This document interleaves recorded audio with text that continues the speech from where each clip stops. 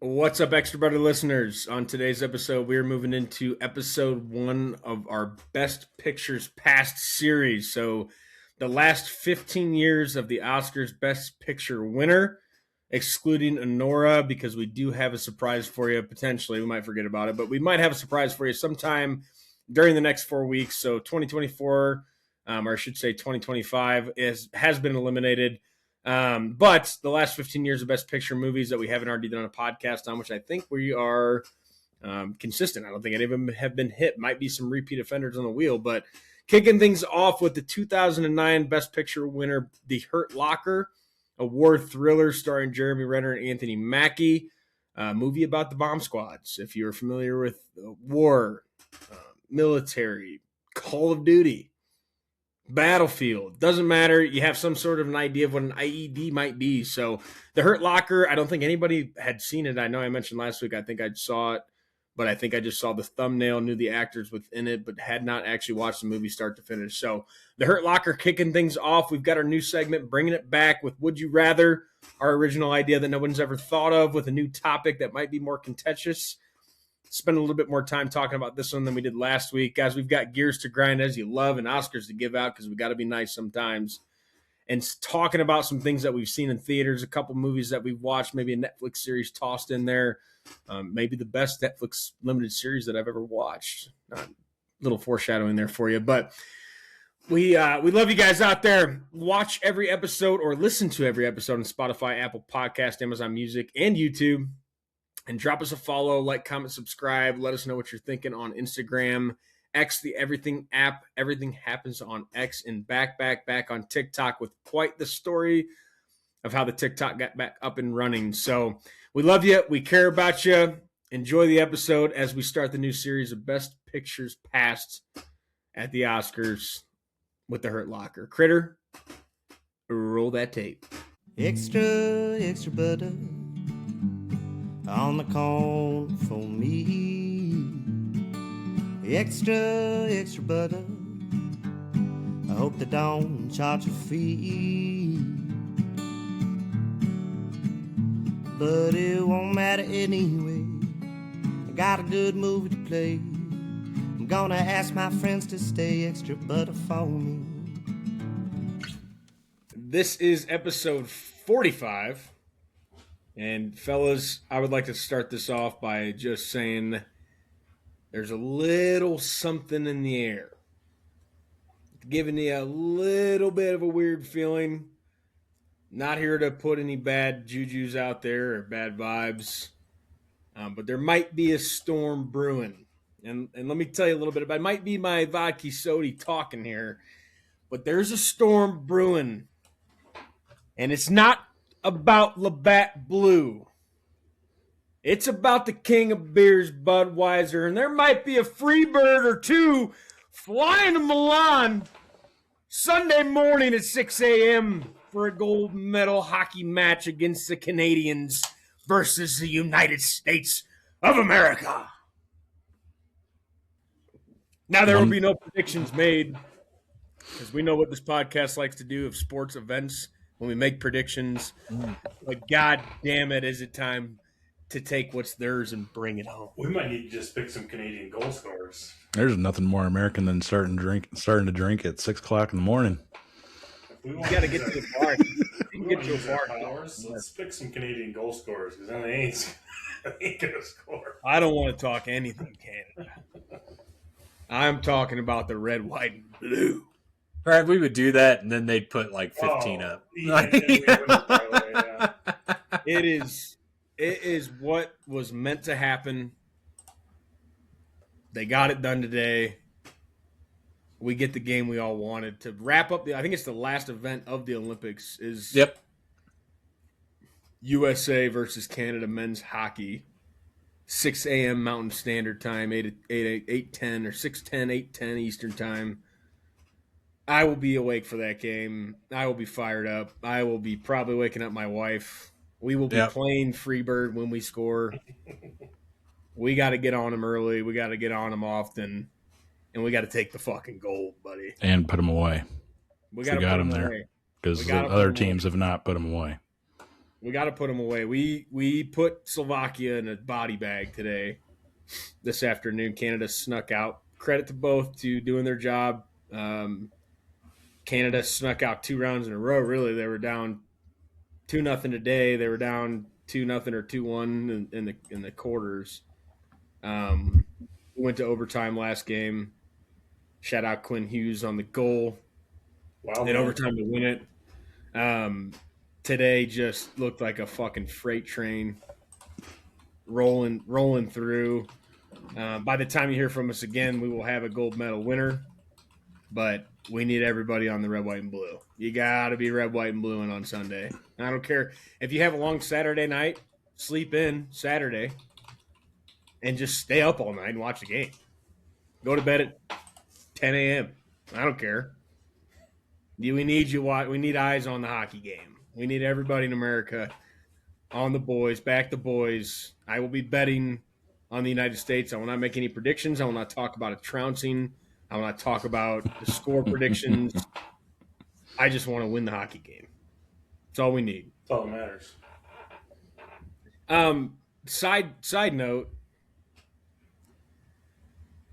there's been a lot of brothers in sports or sisters in sports.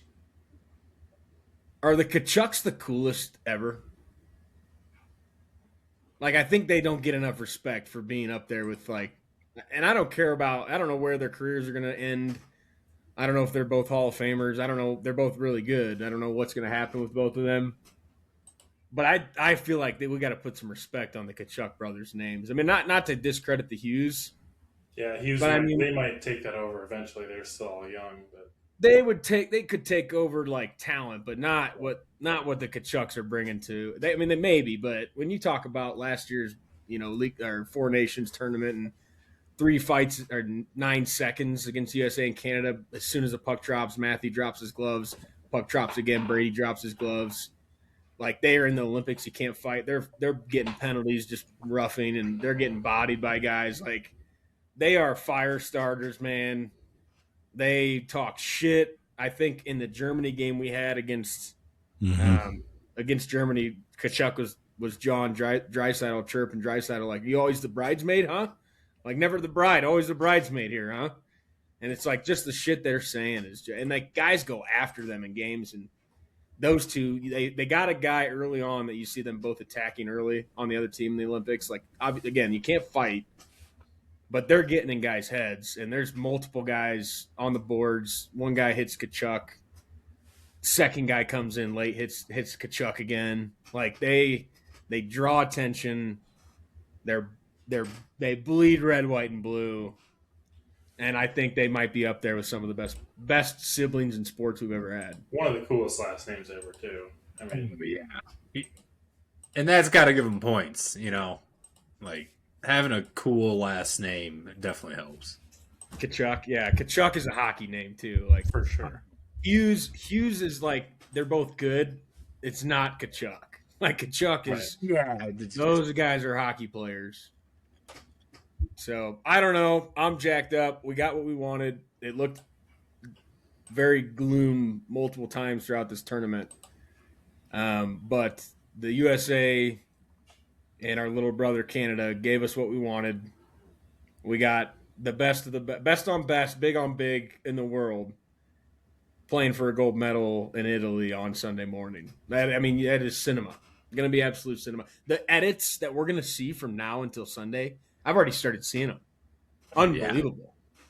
The ones that start off with, "You want war with the United States of America, someone else will leave." Wife and children, it's like, that is what we're going to see all week. Or the Pat McAfee, "Who's that coming down the tracks?" Give me Alabama. And just the United States coming in fucking. Dude, it's already started. And it's what we want. Spitting Chicklets, Barstool, Paul Bisonet, Ryan Whitney. That episode was so fun to listen to. Everything. Biz and Whit were on the pod today on PMT. Like, everything's USA versus Canada. Busting with the boys.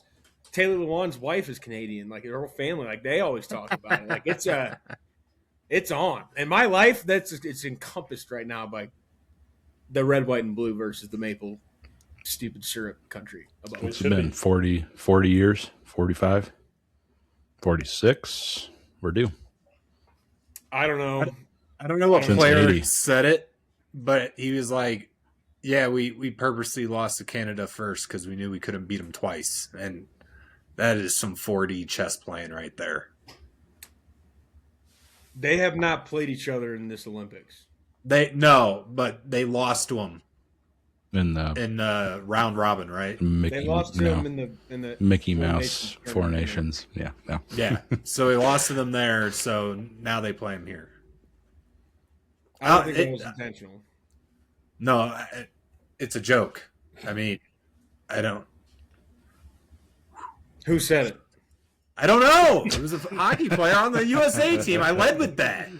I wanted that Four Nations so bad too. Like just Yeah. as much as I wanted this That's gold Mickey cup Mouse, and gold That's medal. Mickey Mouse. I meant not. Well, the now All-Star it's game. Mickey Mouse, but No, that was an all-star game. This is yeah, I don't know. I would have celebrated it so hard if we won Four Yeah, Nations.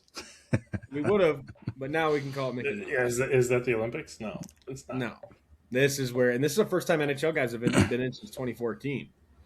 So this is the big dogs. Mhm. Maybe a little bit longer, but yeah, 2014. Yep. The first line of Canada is scary good. Ours is good. We got the Kachucks out there. They got McKinnon, McDavid, Celebrini, McCarr, and another guy who's probably very good. I don't know if it's Sam Bennett or who it is, but we got a fucking war on our hands. They might as well be considered the red coats. You know. Yeah. The British are coming, and we're here to take them out. We need George Washington walking out the fucking tunnel. Get the boys going. Excited for that. Olympics, haven't paid much attention outside of that. So USA, Canada, men's hockey, there's a reason it's the last event of the Olympics. Let's go red, white, blue. American Dream, 21 Savage. Put it on. Free bird. 21. The new segment that brought to you by our producer, brought to you by Vodka Soda and Budweiser, King of Beers, America, not Canada. Would you rather? Getting back into it this week with a contentious topic, I think. Last week, maybe not as much. Wrote it down so I wouldn't forget I wanted to say it. But interested, I'm not going to lead this one off, but I will read the question. Take reins, whoever wants it. Would you rather survive a week in the Hunger Games or during the Hunger Games, or a week on a Jurassic island like Isle St. Hubert in the new Jurassic World? After 7 days, you will get life flighted out of there. Helicopter comes in, saves you. Hunger Games or Jurassic World? Love to hear thoughts. I'm going Hunger Games. I feel like you have a lot better chance of surviving against humans than you do wild animals, especially considering the size of those animals and the predators. I mean, like, they are engineered to kill you. Whereas you're going against other humans, like, they're fallible. You can talk to them. So I think, so I think going Hunger Games is a safer route. I don't know. I think I'm thinking the other way. As much as like you want to be the alpha and be like, yeah, I'd give myself out of the Hunger Games. You know, Well, you don't have to get yourself out. You just have to survive. But we know how the Hunger Games works, and they're going to make it against you, and they're probably going to try to True. get you down to the last person. Whereas your survival skills, find your way to get up on a mountain. I mean, depends on if you're if you're the competitive type or like, hey, I'm just trying to survive. I think it'd be sick to watch dinosaurs fight and just I feel like the experience would be incredible because I mean, let's say you get into a herd of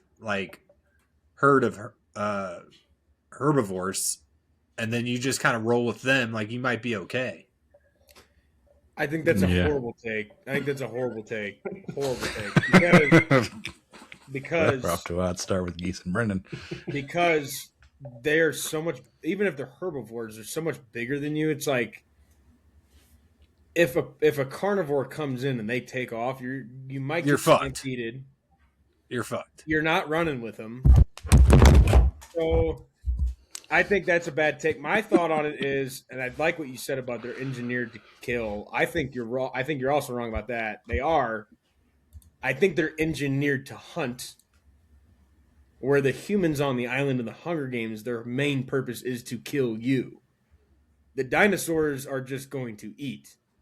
If they happen to find you and kill you, that's one thing. Those human beings on the Hunger Games, their main objective is to kill you. Or the dinosaurs can kill you. They are hunting. They're not specifically searching for you. And I know there's more people in the Hunger Games, so it's not just you in particular, but they're looking for people to kill. Where the dinosaurs are just going to eat what they hunt. Right. The size difference is massive. I think you could hide from dinosaurs longer than you could hide from people. 100. You can also train one. Be like, oh, here's some food, little guy. Maybe there's maybe not little guy, but maybe you can. They would smell befriend you one. Whereas with the Hunger Games, there's no friends. They're all dead. I'm not exploring the island in the Jurassic World. I'm not saying that. I'm just saying that's true. But a dinosaur would be able to sniff you out more than a human would be. But they're not. Yes, but they're not actively looking. Yeah. That's a good counter argument. Yeah, but you can also talk to other people. So you, like I said, you can alley up with everyone. Or they can turn their back on you. Trav says it's not. And you geese, they're turning their back on you immediately. It's a tough one because the hiding aspect is you have a greater. I like I said, there might be more danger in the Hunger Games. The dinosaurs are covering more ground per day, so that is obviously con dinosaurs.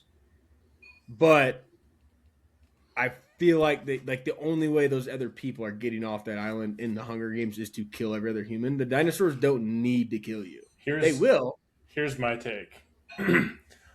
I'm confident that I could most likely eliminate 90 to 95% of the people in the Hunger Games. Yeah, one-on-one.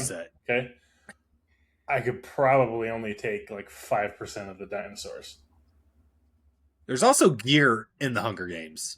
So you can get a weapon, you can get supplies. You just got to be smart about it, right? I would much rather experience the dinosaurs. That was my next point. Likely survive the Hunger Games easier in my shoes. That was my next point was I would like my odds against another human, obviously, significantly more than if you do get caught by a carnivore, you are over. You have no chance. But to be continued. I just feel like wasted.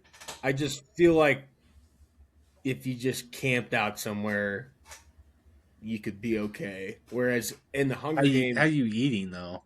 You're always gonna have to forage for something. I feel like you can hold off you might have to find something, but only maybe once. You could probably do twice. A week though. Yeah. You can eat maybe going to that spot. Shit. The stress. I think the stress is different. I think both of these are very stressful situations, but in the Hunger Games, there's people actively hunting you. Yeah. Dinosaurs, you're just hoping and praying don't find you. I think equally as stressful, but in different ways. I think. Yeah. I feel like Hunger Games is more stressful. Yeah, I think so too. There's more shit to worry about in the Hunger Games, where dinosaurs is your main objective. Hunger Games, you have the traps, you have the beasts, you have other people trying to kill you. I think it's easier to outsmart a dinosaur than a human. Yeah, that too. That might be very naive. I was going to say, my knowledge of all the dinosaurs ever that we've found or come up with, is not very massive. But the other point on the dinosaur side is every dinosaur you might encounter isn't going to kill you. It might, Right. but you don't know. Like you might see one you've never seen and just hoping to prey. It likes That leaves. thing is not hunting you. Whereas if you see a human in the Hunger Games, you know their main objective is to kill you. Here's the crazy part. You know, like you have a wristwatch with the timer on. It's like day 6, 45 minutes left. T-Rex turns the corner. You imagine how pissed you'd be. I feel like You're shitting me. See, I'm not as I don't know. Respawn. I think I'd be more scared of a raptor than I would be a T-Rex. Yeah, raptor. The raptor is what was in my mind. That's the one you're going to be worrying about constantly. Yeah, because T-Rex, like, they're so big, I feel like you could at least try to bob and weave a little bit in, like, the woods. You would hear them a mile away, finding too. the right terrain, I think, is the main answer of But the raptors, just a desert plain. You are buried. If a raptor finds you, you got no shot. There's a pack, and they hunt in packs too. Yeah. So quick left, right. Try to grab the neck, and take down. The other one comes and bites your head off. Yeah, done. You know what? If I got a rear naked on a velociraptor and another one came and killed me, I think I could live with that. Yep, you're smiling as it's ripping your flesh. Die with that. I got that. I got that dinosaur. I got its back. I think you'd only be able to rear naked its neck. I don't think your legs would go much further than that. But you're choking them out. You're getting the double choke because your legs are wrapped and your arms are wrapped. And if another one kills me in the back, that's fine. I got the dinosaur's back. That's what matters here. That's a small victory. That's a W. As I sail off into the sunset. So I think, I would be more. I wouldn't be as worried about a T-Rex because I don't think I'd put myself in a situation to be in the open where I had nothing to kind of maneuver around. The raptors are. And there's probably much more that we don't know the names of. Yeah, I was just thinking about that because I was thinking, I mean, this is kind of comparable to like, do you think you could survive a week in the safari? And I started thinking of like panthers, lions, cheetahs, snakes. You know, like I started thinking of all those subclasses. I was like, there's got to be the same for dinosaurs that I can't even think of. Dinosaurs, obviously, I think we can all agree would be much scarier than that. Oh, obviously. Yeah. I was just saying, like, in real life. Yeah. Scenario. I saw a video recently that said the only 4 animals that actively hunt people are crocodiles, tigers. There's one I can't think of. Polar bears. No, polar bears will actively. Polar bears are alive in front. Yeah, if you're alive in front of them, you are food. I feel like polar bears, crocodiles, tigers, and something else. Hippos are up on that list. Hippos kill a lot of people too. Yeah, but they're more territorial. They're not like right. Where like a polar bear will see you and hunt. Like they will come after you. Yeah. Like was there hippos kill people, but they're not hunting. They're not seeking you out. Yeah. No, they will ignore you. There was one more that I can't remember, but tigers, polar bears, and crocodiles were on the top 4. And so, like, those other animals, again, like, in a certain situation, they might just kind of ignore you. You're hoping. Unless they're playing defense and they poison your ass, and then you're dead. Some animals or some shit. But was there animals in Hunger Games? Yeah, they're called mutts. They're genetically mutated to attack you. Yeah, like follow commands. So you don't only just have people in Hunger Games. Right. You have other animals too. So basically, and it's comparable to that. Yeah. It's like Safari right now, or you get thrown in the Hunger Games. Yeah, and that's where I'm like, the difference is like in one of those situations, everything is trying to kill you. The other situation. Only even though you're not probably winning many fights against wild animals, certainly not dinosaurs, not everything is trying to kill you. So I think the strategy, now the lethalness of these things, the dinosaurs are higher. Yeah. But I think the strategy that would come into play would make me lean towards Jurassic World. And then another thing is the supplies. The supplies. Yeah, those are known locations. You can get airdrop right? supplies too. Yeah, and there's a cornucopia full of weapons, supplies. I mean, you got to be part of the main group to do it, but but you can see it coming from the sky, so there's going to be other humans. Oh, supply drop. Yeah. So it's like a beacon, basically. I think I'm with Brendan. I think I'd camp out and watch some dinosaurs, do some dinosaur shit, set up traps, hang out, set up camp. That's what I'd be doing. Although I think I'd like my odds in Hunger Games a little bit better. I'm choosing Jurassic World. And again, some humans in Hunger Games also aren't like they're there. They're not trying to kill you. Like they're scared to death. That's what I'm saying. So, you that's another thing. Those are the ones I'm going for immediately. Yeah, and I'm stealing this shit. Get them all. One kill. Yeah. Let me try the bow and arrow quick. Yeah, I don't know. I think the tools you get. I think the tools you get in Hunger Games and being able to communicate, I feel like you have better odds. I don't know. I think with Jurassic dinosaurs World, are absolutely giant, man. That's for the argument, you'd have to have the week's supply of water and a flint, like to start a fire, and maybe some basic tools. Clothes on your back, pal. No, I think for this argument, I think you have to have some supplies for a week. For a week. I was going under the assumption it was clothes on your back, so that's where I'm going with the scenario that has options to get shit. I don't know. There's also I feel like there's options either way. Like in Hunger Games, like, oh, supply drop. Like that's just asking for it. Like you can't just hide out. And chances are the people that are trying to kill you are waiting for the same supply drop as you. Battle Royale. Brendan, I was just saying before you get back about like supplies for being on Jurassic World, like a flint and some water. I think that's fair. Clothes on your back, I think you're cooked. Yeah, I mean we are. I don't have any survival skills, like wilderness skills. I mean enough to figure it out. Yeah. Yeah, I still think I think you have to kill a dinosaur. I think over under a half, I think it's over. You are taking the experience route further than I would, because I'm not there to, like, it would be not cool to me. Like there's nothing about that would be cool. It's like, again, you don't know which ones are gonna kill you. Seeing one dinosaur is all I need. If I see one and it doesn't kill me, and I get to come home and talk about that forever, that would be sick. Oh. I'm not going out to find the long necks and the fucking like. We're not doing that. I'm saying like I'm on top of a hill or something like that, and I know I'm. You got to get there. Yeah. That's. See, I'm not doing that.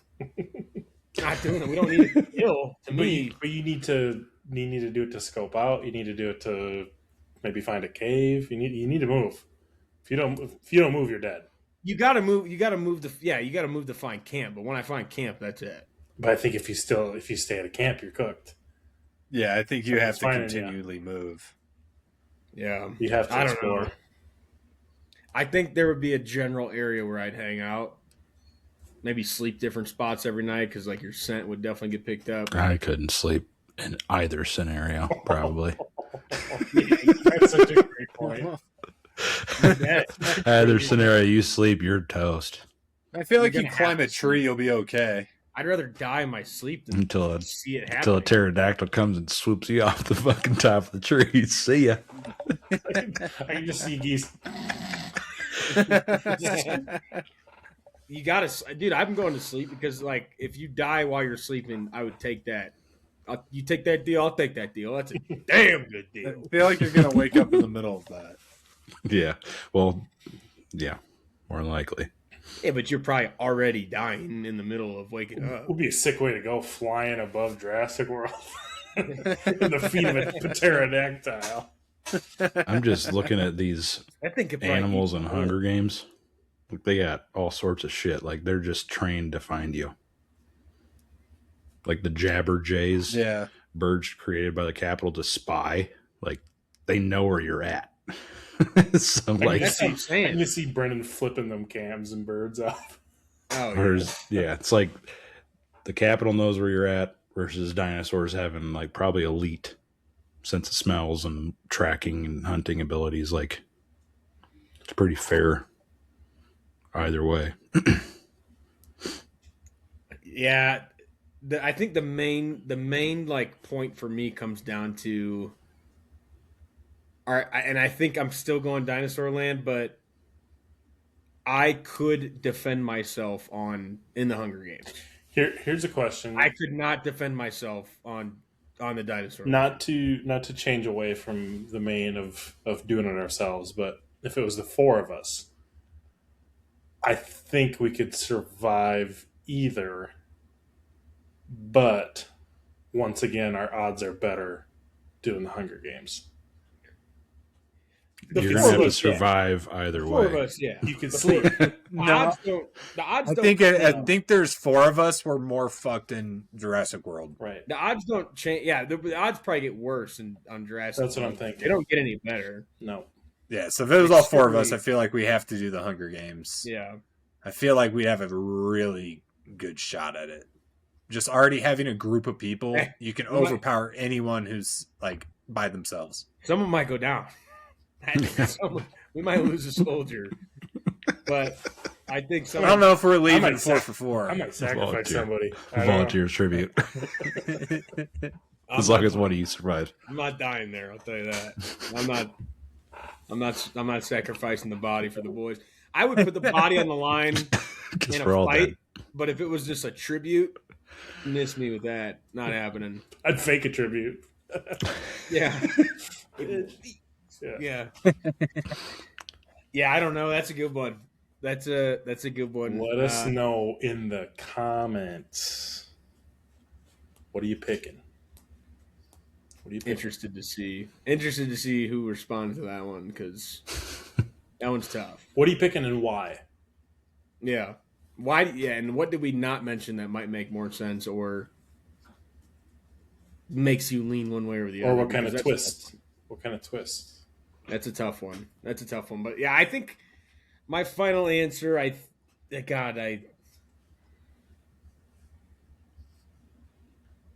oh man. I'm getting more turned on to the Hunger Games side of things. Just for the simple fact of I literally cannot defend myself on the dinosaur island. I'm just banking on the fact that nothing finds me that would kill.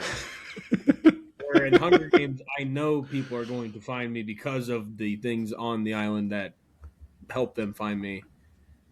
But I could defend myself. That is the key point in this argument. Right. It's in your own hands. Defenseless, or you can defend yourself, you still could go down. Or talk your way out of it. You know, like that's I feel like communication you're banking on talking to people. In my version. Well, I've read the books, Trev. So... I know you're smarter than me, Geese. But That's right. Clip that. Clip that. But in my version of me being in there, I see somebody, you're getting eliminated. You're no longer a threat. I'm not eliminated. That's fair. Something we didn't talk about was what if they get to you and it is a group of people that you ain't talking anymore? No, you're fucked. Yeah. What if you miss out? You can run away from them though. They're not giant creatures. You could probably outrun. You're gonna have to earn.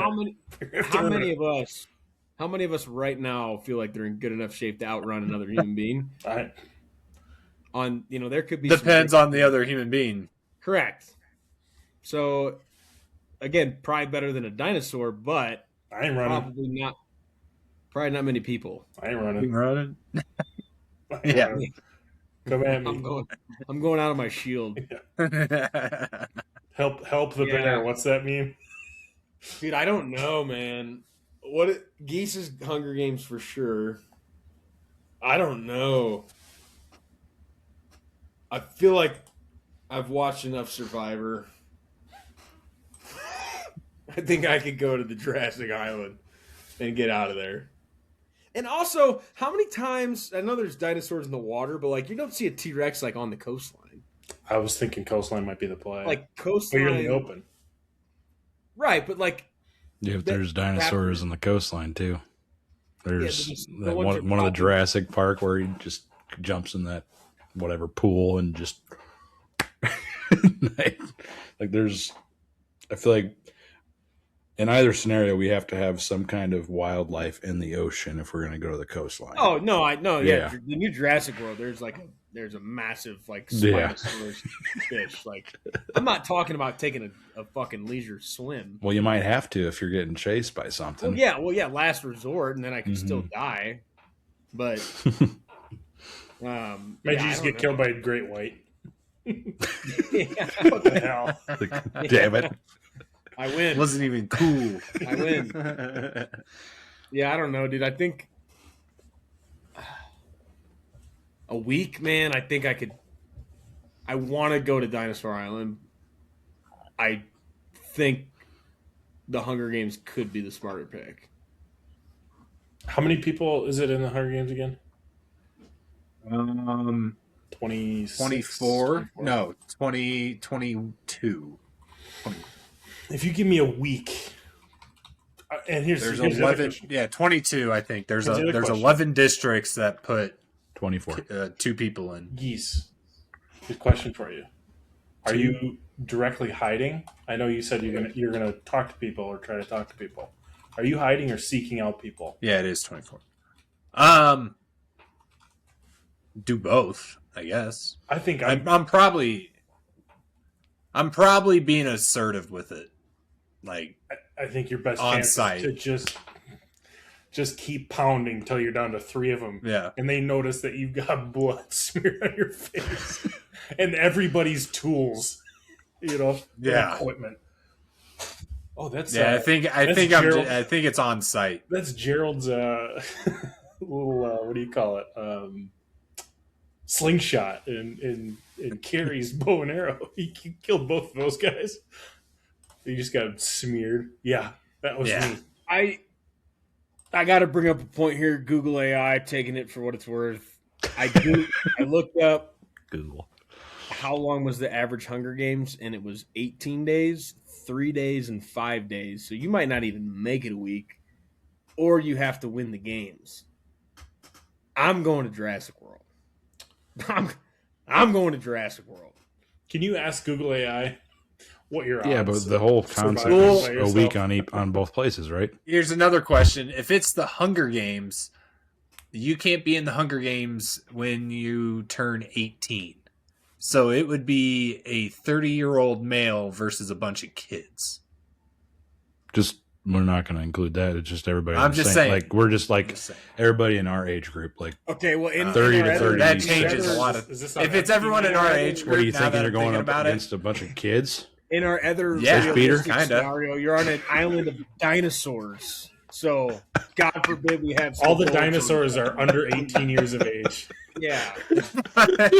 Just so you know, Hunger Games is kid. Well, you got dinosaurs, man. Like none of this is real. We don't got to go by the lay of the land. Actually, if I that's don't the need case, to participate. I'm probably going to Dinosaur Island. Put me on Hunger Games and give me 23 geeses, and I'm winning that. I'm winning 15 minutes. Give me 20. He got you for 3 rounds. 3 rounds. Yeah, I'm going to Dinosaur Island. Fuck it. I'm changing. I'm going to Dinosaur Island. I'm changing to the Hunger Games. Where are you going? I'm going Dinosaur Island because it just seems like everything on Hunger Games is engineered to kill me, and they can just deploy it whenever the fuck they feel like it. Yeah. Pussies.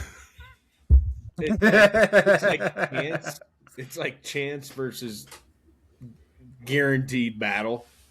If I had to do one with the 4 of us, I think the most fun would be Jurassic watching dinosaurs. That might sound crazy, and it probably is. But I think 4 of us, we could just get us some comms somehow, some way. It doesn't even need to be like a mic, like just some weird way. If there's 4 of us, who's the slowest of the 4 of us? I don't know. I'm pretty quick, but I'm not gonna.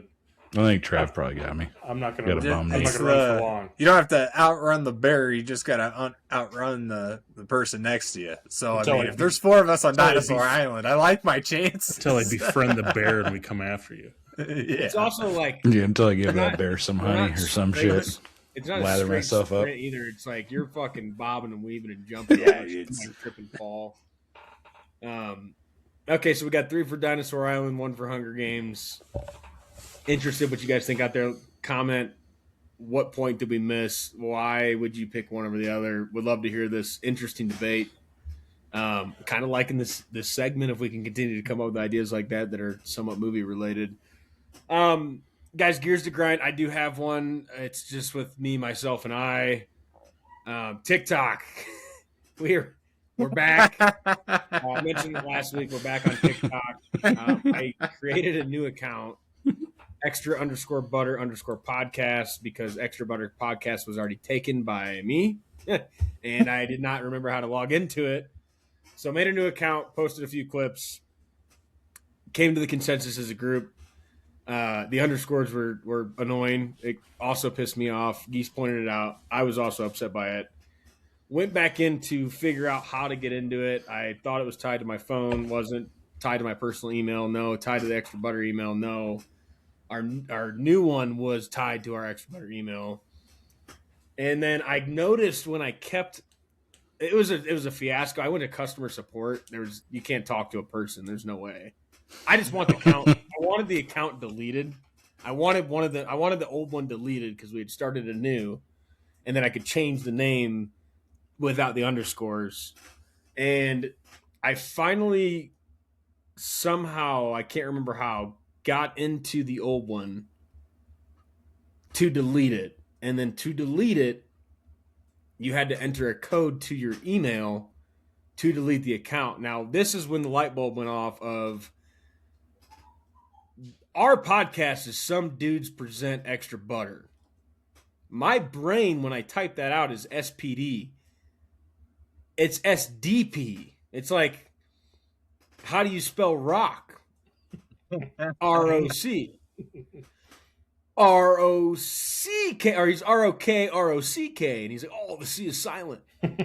Shout out Billy Madison. My brain just typed the SPD every time. So I finally was trying to log back into the new one under SDP, and then it clicked. I probably signed up for this old account under SPD, not SDP. Got back into it, deleted the new one because the name had a couple more clips on the old one. I think 2, maybe 3. Took me, I had started episode like 5 or 6, maybe 4, 5, or 6 of a 6 episode like 6 or 7 series. Yeah, something like that. Because my wife was out of town and I was trying to finish a limited series on Netflix, and I started it, and then I got down this rabbit hole, got fired up. It was all my fault. Figured it out. We are officially back on the OG Extra Butter Podcast, new logo, clips posted every day until we catch up, and then it's back on our lovely producer, Critterbugs, to pump clips out for us. But we're live on TikTok, massive social media engagement. I think there will be fun, only clips. We've got 6 posted now, 12 views on the new one, not very good. Let's get the followers up over there. The boys are going to be buzzing over there on TikTok. I actually figured out how to change the thumbnail. So I'm getting better. I'm getting better at. Hell yeah!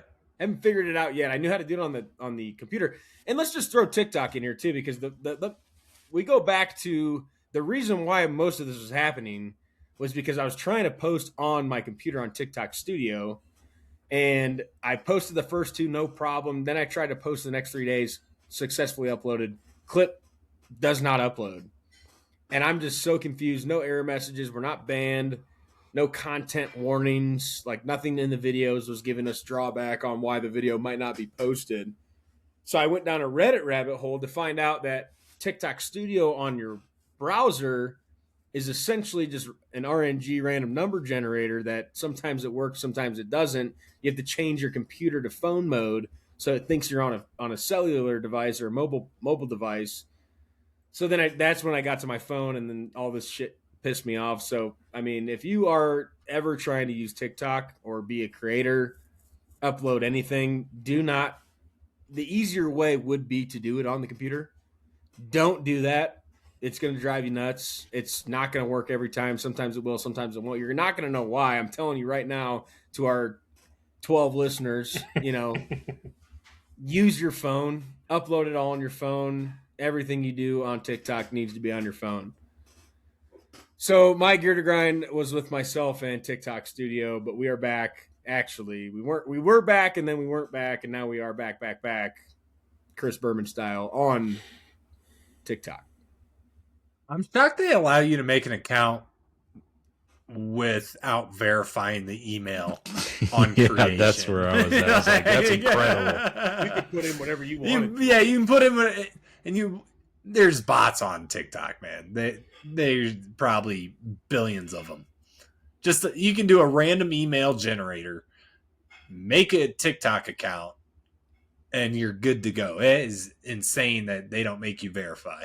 And I even went to log into what the email I plugged in that was spelt wrong, and it didn't exist. So it was literally just a username of an email that was never created, that they just ate it and took it. And now that's still what I'm using because that's my username. Does it let us change it? So that way we can do a password reset? No, we're just eternally fucked as long as you can remember everything. Well, I got it. We got it written down now. We're good. Now, if we ever got banned or needed to appeal something and I had to go to the email, then our whole account is blown up. So now that I think about it, might not have been a good idea to delete the new one. Should have deleted the old one. Because we cannot access. We can circle back. Now that we can get into the old one, maybe just start pumping it. Yeah, I don't know. We can If we ever workshop needed it. to make a new one, we'd just pump all our content on the new one. And we'd have access to email. We currently don't have access to any sort of communication between us and the doc. And if for whatever reason we need to check an email or re-verify, this whole problem is going to reset. So, but for now, We're live. We're live on TikTok. Love it. Good work. I know that was like 2 hours of work. Oh. So it was just pissing me off. You were battling. It was just pissing me off, dude. But when they told me to delete my account, I had to enter a code to verify I wanted to delete my account. Like, motherfucker, I am deleting my account. And I get it. You could get hacked. Somebody could delete your account. It all makes sense. But once I finally broke the barrier to delete it and I got to the deletion point and then I still couldn't do it, that's when I got pissed off. More pissed off. Not to jump into the movie, though. You were in the Hurt Locker and you were snipping wires. You were in the trunk. You were in there. We were not cutting corners, I'll tell you that. We were touching every aspect of this fucking journey. But I guess at the end of the day, again, that gear is me. It was my fault. We got it figured out. You make a problem, you fucking solve the problem. That's what you got to do. Good point. Did anybody else have a gear, or are we good to move on to Oscars here? I'm good to move on. Good. All right, somebody else talk because I'm talking too much. Okay.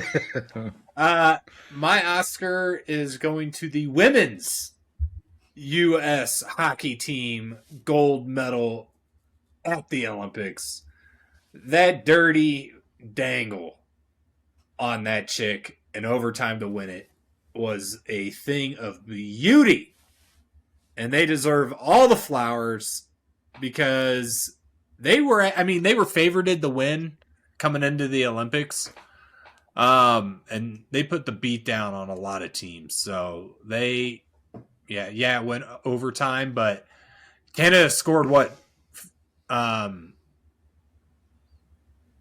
blanking on the first period. And then Shorty Baker. Yeah, I don't know who scored it, but no, it was short-handed. It was short-handed. Oh, I thought that was someone's name. So they went up 1-0, and then we didn't tie it up until the end of the third, and then the win in an OT with that is just amazing. I have to follow it up because that was my Oscar. My Oscar was going to. I had a lot of things written down, but I will follow up on that by giving it to said goal scorer Megan Keller. I believe Hillary Knight was the one that got the redirection shot in the third period. She's like the most decorated or highest goal scorer, team captain on Team USA for the women. Megan Keller with the filthiest move you'll ever see in an Olympic game. The pass from basically the goal line down to the opposite blue line on the button to set up the play, the dangle, the goal, the backhand. I just will continue to give him to hockey since I know we already touched on it. Quinn Hughes on the goal in overtime against Sweden to advance the men's team to the semifinals. And then again, repeat USA and Canada, as much as we want to hype the game up, both for getting the job done in order to get to the gold medal game for the men. So USA-Canada women's game, USA-Canada men's game for the gold in the Olympics on hockey. So Megan Keller was my Oscar, so I'll follow up the women's hockey team with Megan Keller and Hillary Knight. Crit? My Oscar is going to go to where I got lunch today, or a late lunch on my way home. Raising Cane's. Can't go wrong with it, man. What'd you get? Cannot. Yes. Oh, you cannot. Just give me a box combo. That's all I need. Yep. And since I was driving, I was like, I don't have time to eat your coleslaw. Just give me another slice of bread. That's always the answer. That's a better move. Sometimes I do go with the coleslaw just for, I don't know, it's like a little refreshing change up, but can't go wrong with the bread either. Trav, back me up on this. I'm not talking shit to Crit. I don't think I've ever not got the Caniac combo. I've gotten boxes before. I haven't eaten enough. What's Caniac, 6? Yeah, I haven't eaten it That's enough. Definitely done that. That's too many. I'm sure I would get the box, but like I didn't eat it. I haven't eaten it enough in my life, probably less than 10 times. So when I do, it's kind of like we're going to Cane's. Or like it's an off the wall. Right. I'm getting the Caniac. Right. Don't need 6. Can't blame me there, though. Yeah. Yeah. Did the location you go to greet you with, hey, you having chicken today? Or any one of those phrases? No, I don't think so. Not that I know. The one I go to, they have like 3 or 4 different phrases. You roll up, that's what they greet you with. So I'm all on board on that. Oscar. Hey, you having chicken today? Well, what else do you have? Obviously. Well, that's why you're there. Well, flip diggity duck. Here's what the fuck I want. No, it's the Cane's across the street from the In-N-Out down there on Mississippi or Alameda, whatever it is. I don't know where that is. It's in Aurora. Chicken tenders is also all they have. It's 4-piece, 6-piece, or a chicken sandwich, which is that has chicken tenders 2 or 3 pieces. On the bread you get with everything That else. always cracked me up. It's like, here's a chicken sandwich with literally chicken strips on it. Yep. Literally hits every time. My Oscar is going to motorsports, virtually and in real life. John and I have been doing, buddy John, nobody knows him on here. Shout out if he's listening. John. We've been doing a little bit of sim racing, and got on iRacing the other day. Got a couple of races in, just hooked again. That was the whole reason of getting PC. One of the main reasons of getting PCs was to hop on iRacing because you can't do it on Xbox. But getting into that is a blast. Hey. There he goes. Bye. So long, farewell. His mic and cam is already in use. Yep. Could have told you that. He probably switched to his iRacing. Nope. I think his mic's back. As great as that was. Oh, there's his mic. There's his mic. I'll be back. Technical difficulties. While he's gone, I can fill in because I know we're already 51. We gotta get onto the movie soon, but yeah. Richard Pryor revisit. I did not know he had a statue in Peoria. What's that? I didn't either. Fun facts. Yeah, statue in Peoria. My dad went to school with Richard Pryor Jr. And my mom's father, my grandfather, was like ran around with Richard Pryor, like the Richard Pryor. And she told me there's a bit in one of his like videos where he talks about like my mom's dad like in his show. So that's awesome. Yeah, I haven't looked it up yet. It just proves my point. He should have damn well knew who Richard Pryor was. Like, yeah, no, I get it, but like, you didn't know this. Like, I went to school with Richard Pryor Jr. and my dad was like, they ran around together, like, so. Had relations somewhat to Mr. Richard Pryor. Still no clue. I'll have to go watch some clips. Welcome back, Trav. So as I was saying,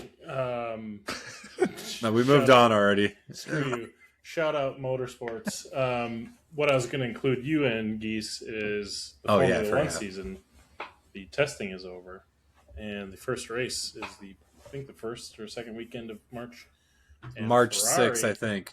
Your team that I've granted you is actually looking pretty good. Yeah. New technical regulations. Everybody's kind of like figuring out, okay, how do you navigate? Ferrari looks really quick. Yep. Looking good. Lewis Hamilton, one of the race drivers, is now reportedly with Kim Kardashian, so you have that going for you. That devil magic will work in your favor. Promise you that. Mm-hmm. Oh, yeah. Always does. Oh, no. Come on, Geese. Yeah, it works. No. It works. No. He's on Ferrari? Yep. Yeah. He was on it last year. Yeah. I didn't know. I forgot. But him dating Kim Kardashian is not good. That's a distraction. Your pop culture. That's a distraction. With that are terrible. Why? We're going to get way too sidetracked. We're going to get way too sidetracked in this. Why is dating Kim Kardashian not good? Right. Kanye, crazy. Chris Humphries. Kanye is not Kim. Rebuttal, point one. Kanye is not Kim. That's point one. Rebuttal. Point two. All the Kardashian. You got very successful. Everything they do is success. Everything. Fact. Everything they do is successful. Lamar Odom with the one. What's is that Kim? It's not Courtney. Is no, that Kim? But it's the family. Wait. Whoever was with Lamar is not with Lamar anymore. Did you just say Kanye wasn't with Kim? No, Kanye was with Kim. Oh, I thought someone said Kanye wasn't with Kim. No, he had his whole mentee be with Kim. I said Kanye is not Kim. Right, but we're talking about dating the man. So in the context of Kanye, Louis Hamilton, he might dating lose his her. Marbles. Right? What does Kanye have to do with Louis? Kanye lost his marbles dating Kim Kardashian. Priority was losing his marbles. Yeah, he's probably already losing his marbles. I'm obviously not like dead serious about it. It's a joke. Second time you got it, didn't get it. Sorry, that's funny, dude. Good joke. It's like she dated Kanye. Kanye went crazy. Now she's dating Hamilton. The Kardashians get involved with makes money. And are we just going to discredit and bails out a murderer? Everything in the past of Louis Hamilton as if was he dating Kim Kardashian in the past? Not a time world champion. No, but Kim Kardashian very successful. Lewis Hamilton might make Kim Kardashian better. He's that good. I doubt it. Distraction, man. It's a distraction if you let it be a distraction. I thought you were a Ferrari fan. It's a great point. No, you just forced that on me. Sending him down the river. I'll take him. I'll take Ferrari. He's out. I might have to do He's that. out. I'm in. You'll have to actually watch, Brendan. Give him the car. Geese is out. I'm in. Give him the car, Geese. Give him Secret Santa. Give it to him. I am now Ferrari guy. I've always been. Since I started watching, I'm always like, could I sprinkle some on Lewis? And you're like, no. Some races you're like, yes. Other races you say no, because it's the only guy I knew. I'm excited for us to, yes, football season's over. Not excited about that, but Formula One's going to be. I'm going to find a guy. I'm going to find a guy this year. Wasn't Leclerc having the better times anyway? I'm an Oscar guy. Preseason. Leclerc is. I like Leclerc. I actually like Hamilton too. The Kim Kardashian thing is worrisome. am a pretty big Oscar guy. I think that came into fruition last year. Piastri, by the way, if nobody knows. Yeah. He's a race car driver for McLaren. Strictly because he was always kind of number 3 on betting, and I wanted some value. And he paid off a lot. So yeah, he did. I have been an Oscar guy, but I don't like Lando, so I don't want to say I'm a McLaren guy. You don't want to be. That's the problem. No. Yeah. Well, I want to be an Oscar. You can be an Oscar guy and not be a McLaren guy. But I want to be a team guy, so I don't want to be an Oscar guy and then root for another team. I still want to pull for Oscar. So I got a lot to figure out, but I am an Oscar guy. I'm mostly a Max Verstappen fan, and I am a little bit of a Red Bull fan. But now that Cadillac is in Formula One, I am a Cadillac fan because they are the American team. Yeah, they suck, yeah. but I'm a Cadillac fan. Well, I was a kick guy. They'll get better. I'm riding with Trev. I already talked to him about this. I said I'm riding with wherever you're at, Trev. Yep. I want to find the next Max. That's what I want to find. You know? I don't know if they're there yet. I don't know if they're there yet. I don't think you're going to find one for the next 30 years. Well, you know what I mean. I don't mean Max. Like I'm not saying like Michael Jordan. I'm saying like the next big thing. That's what I'm looking for. Oscar might be that guy. That's what I'm saying. Yeah. But Lando's probably better than him, but he's not smarter than him. He just gets but Oscar kind of collapsed last year too. The McLaren needs to focus. They need to shift their focus to Oscar. That's what they need to do. Yeah. Oscar is the guy. If whoever's listening has no idea what we're talking about with Formula One, please watch Drive to Survive on Netflix. You will get hooked. And they race from basically March to the middle of December every year. So it's going to be a busy season for, 9 months of the year. So and sign up for Trav's Zoom class on teaching you about F1 on Thursday this upcoming week. So nope. Watch the F1 podcast, F1 movie podcast. Yeah, it's out there. We need to pick things up. Things we've been watching. Let's scoot through these. We'll start with Screen Unseen. How to Make a Killing. Shout out Screen Unseen first off for 4 for 4. I know Geese has been to 3 out of the 4. I've been to 3 out of the 4. We didn't go to the same 3, so we've caught the last 4. How to Make a Killing starring Glenn Powell. So you get the start of the movie. We got the Screen Unseen introduction with the envelope opening up. Welcome to AMC Screen Unseen. Tag this on Instagram for a chance to win a prize, whatever. So at least you know you're in the right spot. A lot of the previews were A24 Studios, so I had a feeling this was going to be an A24 movie, which typically means you're in a good spot. Opening scene, you get a quick shot of Glenn Powell, and then didn't matter what happened next. A24, Glenn Powell. I think we're set for a good movie. How to Make a Killing, I would describe it, Geese would be interested to see your thoughts on this. I would describe it as a heist movie, but based on family inheritance. So it is kind of a heist movie, but it's family inheritance related, where the end result goal is to be the one in the family that does obtain said inheritance. Glenn Powell's family is kind of the cast off from the rich family. Their estate, their boats, everything they own is legally, I think, obligated to be passed down to the last heir. And Glenn Powell's character essentially gets revitalized back into life, realizes from a childhood crush, that what he can do is go take it. And it was, I think I'm not going to read my letterbox directly because I think I can just kind of think about what I said and just say it. 6.8 out of 10 is kind of shitty, I would say. I don't agree with that. I gave it a 4 out of 10 on Letterboxd because I enjoyed it that much. I had not much else to say about it. I like Glenn Powell a lot. It's not going to win any awards, but it was an awesome movie. Thoroughly enjoyed it. Highly recommend going to see How to Make a Killing. Yeah, like it's not a deep movie. Like the characters are all pretty static, but it's very entertaining. And the supporting cast, I think, is what really carries it.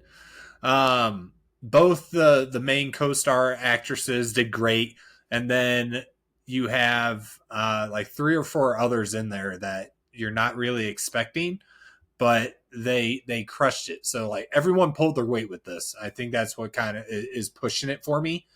The story is actually based off of I think it's like 1982 iteration of a 1902 book. So this is kind of just a remake in common era.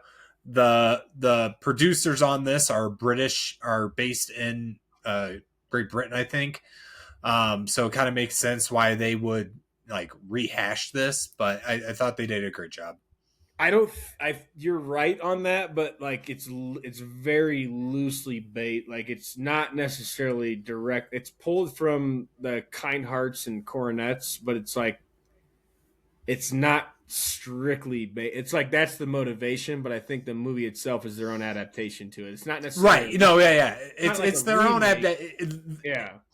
The plot is remade. They switched things up in there, modernized it, made the drama a little different, but the core concept is kicked out of family, kill everyone to become the last heir and get the money. So that's what the book was about. Then they made it into a screenplay, and then it got rehashed again in 2026. Yeah, it's interesting because it's not a remake, but it is based on reinterpretation. I guess is a better.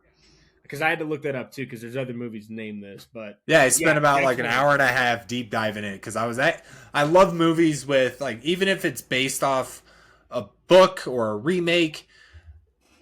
When I get interested enough where I'm looking it up and I find the rabbit hole of going down, I like that the most. It's like, why did we make who was asking for this? Yeah.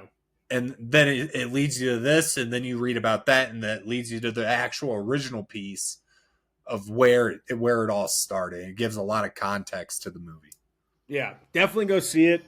Glenn Powell quickly rising the actors list for me of when he's in a movie, I want to go see it. I think we are old enough, all of us are old enough to know that a lot of the guys we grew up on are older. Still love to watch them, but it's nice to see new blood. And Glenn Powell for me, after watching this and after watching that one Stephen King book I saw, that Running Man, I know he was in Maverick. Like Glenn Powell's he's quickly rising for me, and he's been in a lot. So go see this out in theaters. I think it's worth theaters. You don't have to. It's not a must-watch in theaters, but it's not I don't think it's a theater movie, to be honest. But if you have time to go see a movie and nothing's piquing your interest and you don't know what this is about, I would completely agree with that. Other things we've been watching, Geese, you said you saw Avatar. Yeah, finally got to the theater. I'm surprised Avatar was still running, to be honest. But I finally got to go see it. Was super into the original one. Saw the second one. The third one is Avatar: Way of Water Part 2. And so this one combined everything from the second one and using everything that you learned in the second movie. Like it built upon all of that. So it's rehashing a lot of what happened in the second one. It was the better movie. So then I hate to say that it's like I've seen this before because a lot of the plot is, big bad guy comes in, everyone grouped together, let's try to kill it. Oh no, something goes wrong. Like it follows that same building block from the first two movies. So it's like that is redundant and I don't like that.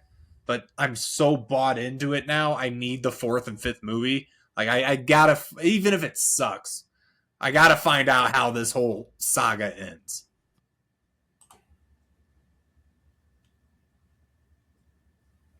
Why can't I not hear anybody?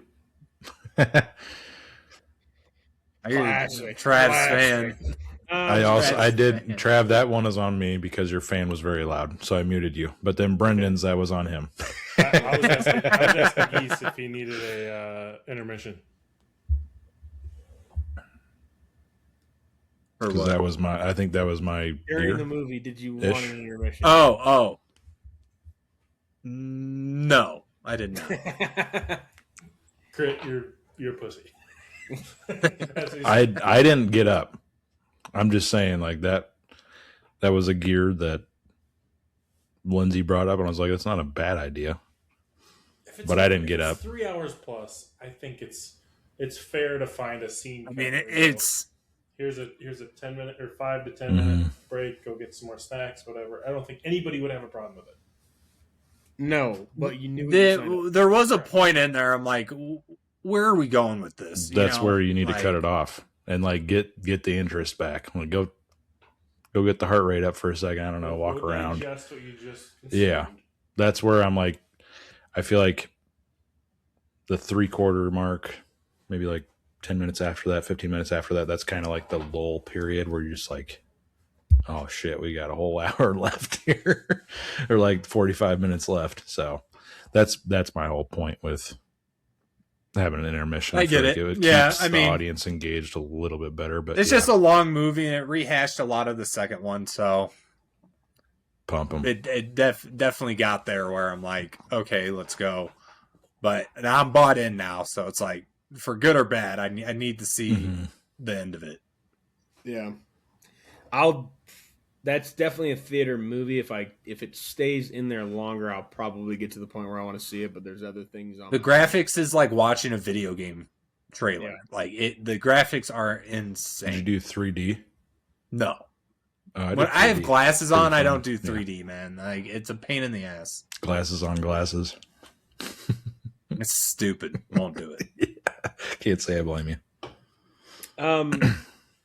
Anybody else watch anything that they want to talk about?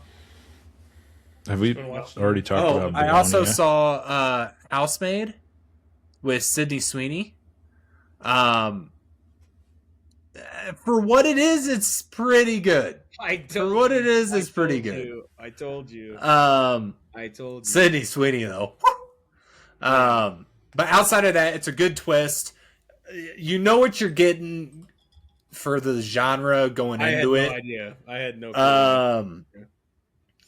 Yeah, Lexi gave me a little breakdown of it. So knowing going into it, it wasn't bad. I thought it was, I agree. I thought that movie rocks. I knew nothing. Like if you're into thrillers and the psycho thriller or whatever the hell you call it. What is it's thriller or what? Psychological. I didn't know you were going to wait on that word. I was just going to let you know. No, it's just psychological. That one, I would recommend that one. Like that it's up there for what it is. Yeah, that one's good. I will wrap things up here and we'll get into the main event of the evening. I just watched, my wife was out of town. I was talking about this earlier when I was working on the TikTok bullshit. I watched the limited series, which shout out limited series. I am a big binge watch show guy. So if a show's not completed, it's hard for me to start it because I want to just crush it. I watched His and Hers on Netflix. Has anybody seen that? Which one is that? I've been seeing it. Yeah. I haven't watched it, but it's been promoted constantly. I've been saying on Netflix. This all day, all week. I've not seen that. The main guy's name is Jon Bernthal. That is correct. He is the Punisher. Yeah. Jon Bernthal. He's also in The Accountant. Yep. That Tessa show, Thompson. That show will blow your fucking hair back. Really? That is a crime mystery. Ooh. 6 episodes, and honestly, 39 to 45, maybe 50 minutes being the longest. So not a long watch. Chelsea was out of town for Monday through Wednesday. Watched all 6 in that time frame. It's good. That's a good clip. It's good. And then the ending is where I got chills. I was like, you think you got like the main. You gotta figure it out. Like the main freaking.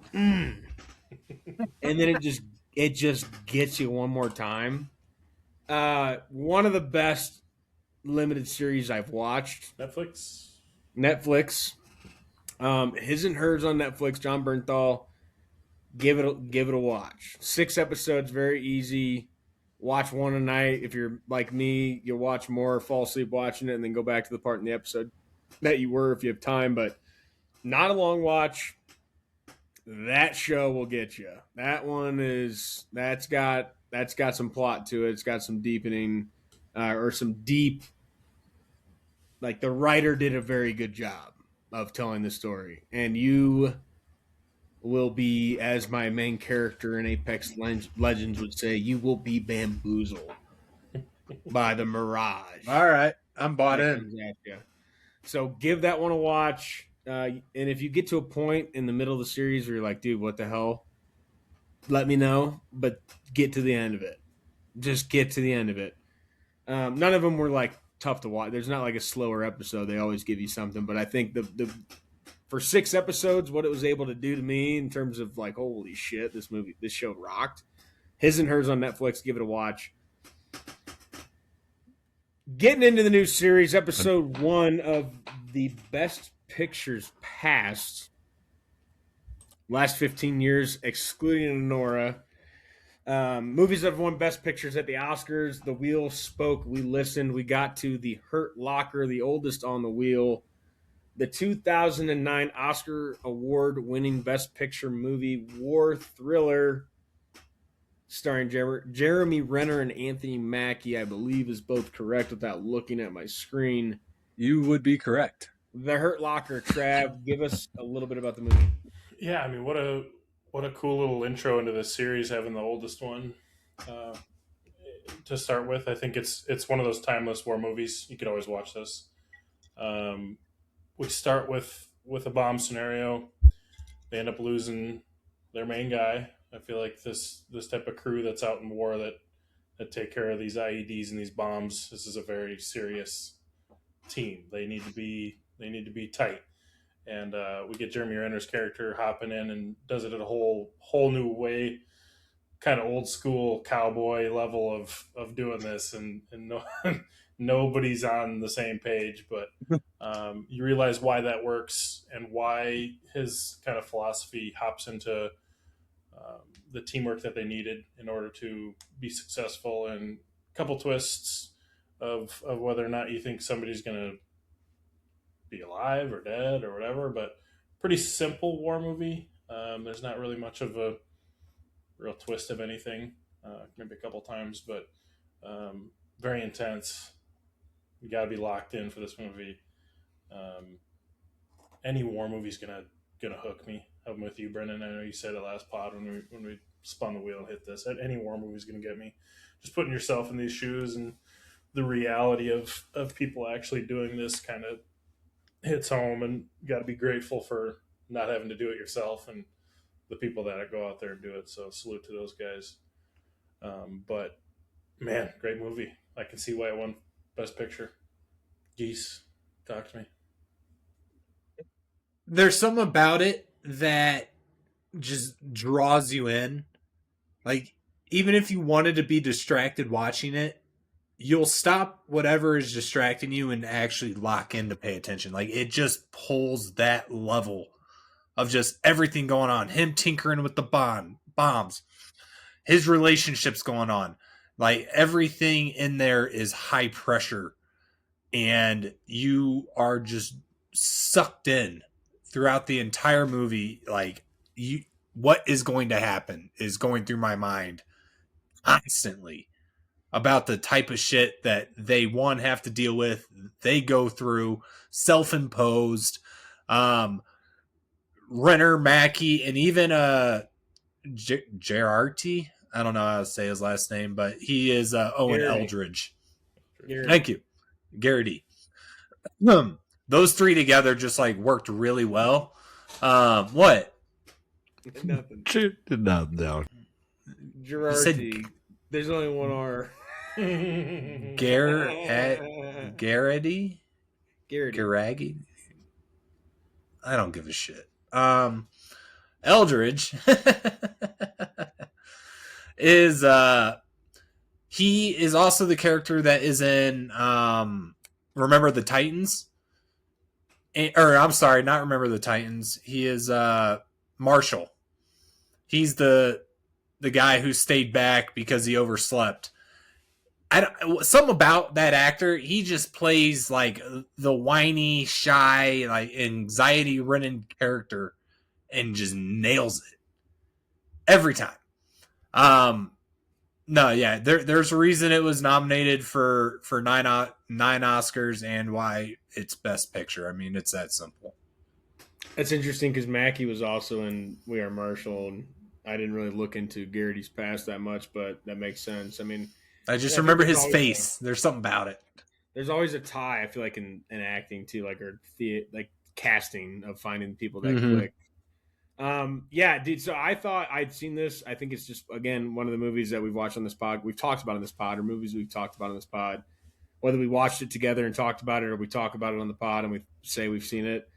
This is one of those that for me, I'm like, yeah, I've seen that. I said it last week. I watched it. I'm like, dude, I have not seen this movie. Just because you know the people that are in it, you've seen the thumbnail, you know the name of the movie, and I watched it. This is probably for me the most relatable. Like you guys said, slowed down, like find a common ground of like getting a real picture of probably what's going on inside these guys' heads. War movie because Trav, you nailed it. Every war movie, it's a very high category for me. Like I enjoy most of them, but there's always a lot of like it gets to a point where it's just constant action, and it's the theatrical effect to it, and the big screen, and whatever you want to call it. Where this one really didn't have that. There's suspenseful scenes, but there wasn't like an all-out war. And I think not to jump ahead, but just to get at least a picture painted, like the scene of when they're in the middle of the desert where they actually do encounter Ralph Fiennes' character and they get the Barrett out and how long they just sit there. And it's burning. Like and then even after the because this movie is a little bit older, they do have the black cut screens where it just goes to black and gets to something new. And then they do that and they're still waiting, just like we don't know that there's not another person on the other side sitting waiting to shoot one of us. And like those that happened a lot in this movie. So I think that rating it in 2026 and watching back, and then you compare it to other war movies, and you're like, I could easily see somebody kind of taken away from this one because of the other things we've produced, and even before it with Saving Private Ryan, Black Hawk Down. Like there's so many movies prior to this one in the war space or genre that have more action. I think the most comparable movie to this within the war category would probably be American Sniper, because of it's still probably more high intensity action, but like this one is just feels like you're just living days in the life, as opposed to we're trying to put on this massive production, this intense 30-minute scene or battle. It's just day to day in the battlefield, in the barracks, personal lives, interactions with people outside the war. Unique. I mean, it's very unique to the war category because, like I already mentioned, it feels like they always need to put in that main massive battle or all action. This one didn't do that, and I think that's what made it very different for me than any other war movie I'd seen. Yeah, I think the argument against like the American Sniper aspect of like super tied to or trying to base it on the real story, but also like super theatrics, like you were saying, versus this where it's like they want to make it as realistic as possible without real scenarios. Like I'm sure some of these they tied to real scenarios. I don't remember and haven't really looked into what exactly they used for their it was look into it. Yeah. It's based off a journalist. He was with a company in, what was it, 2004 for 2 weeks. Mm-hmm. And he was around these guys for like 10 to 15 times a day. And it's actually a Playboy article. And he pitched it as being, this is like the first movie about the Iraq War that shows the experience of the soldiers. And the director had worked with him before, so yeah, they put it together from there. So real experiences, fictional drama.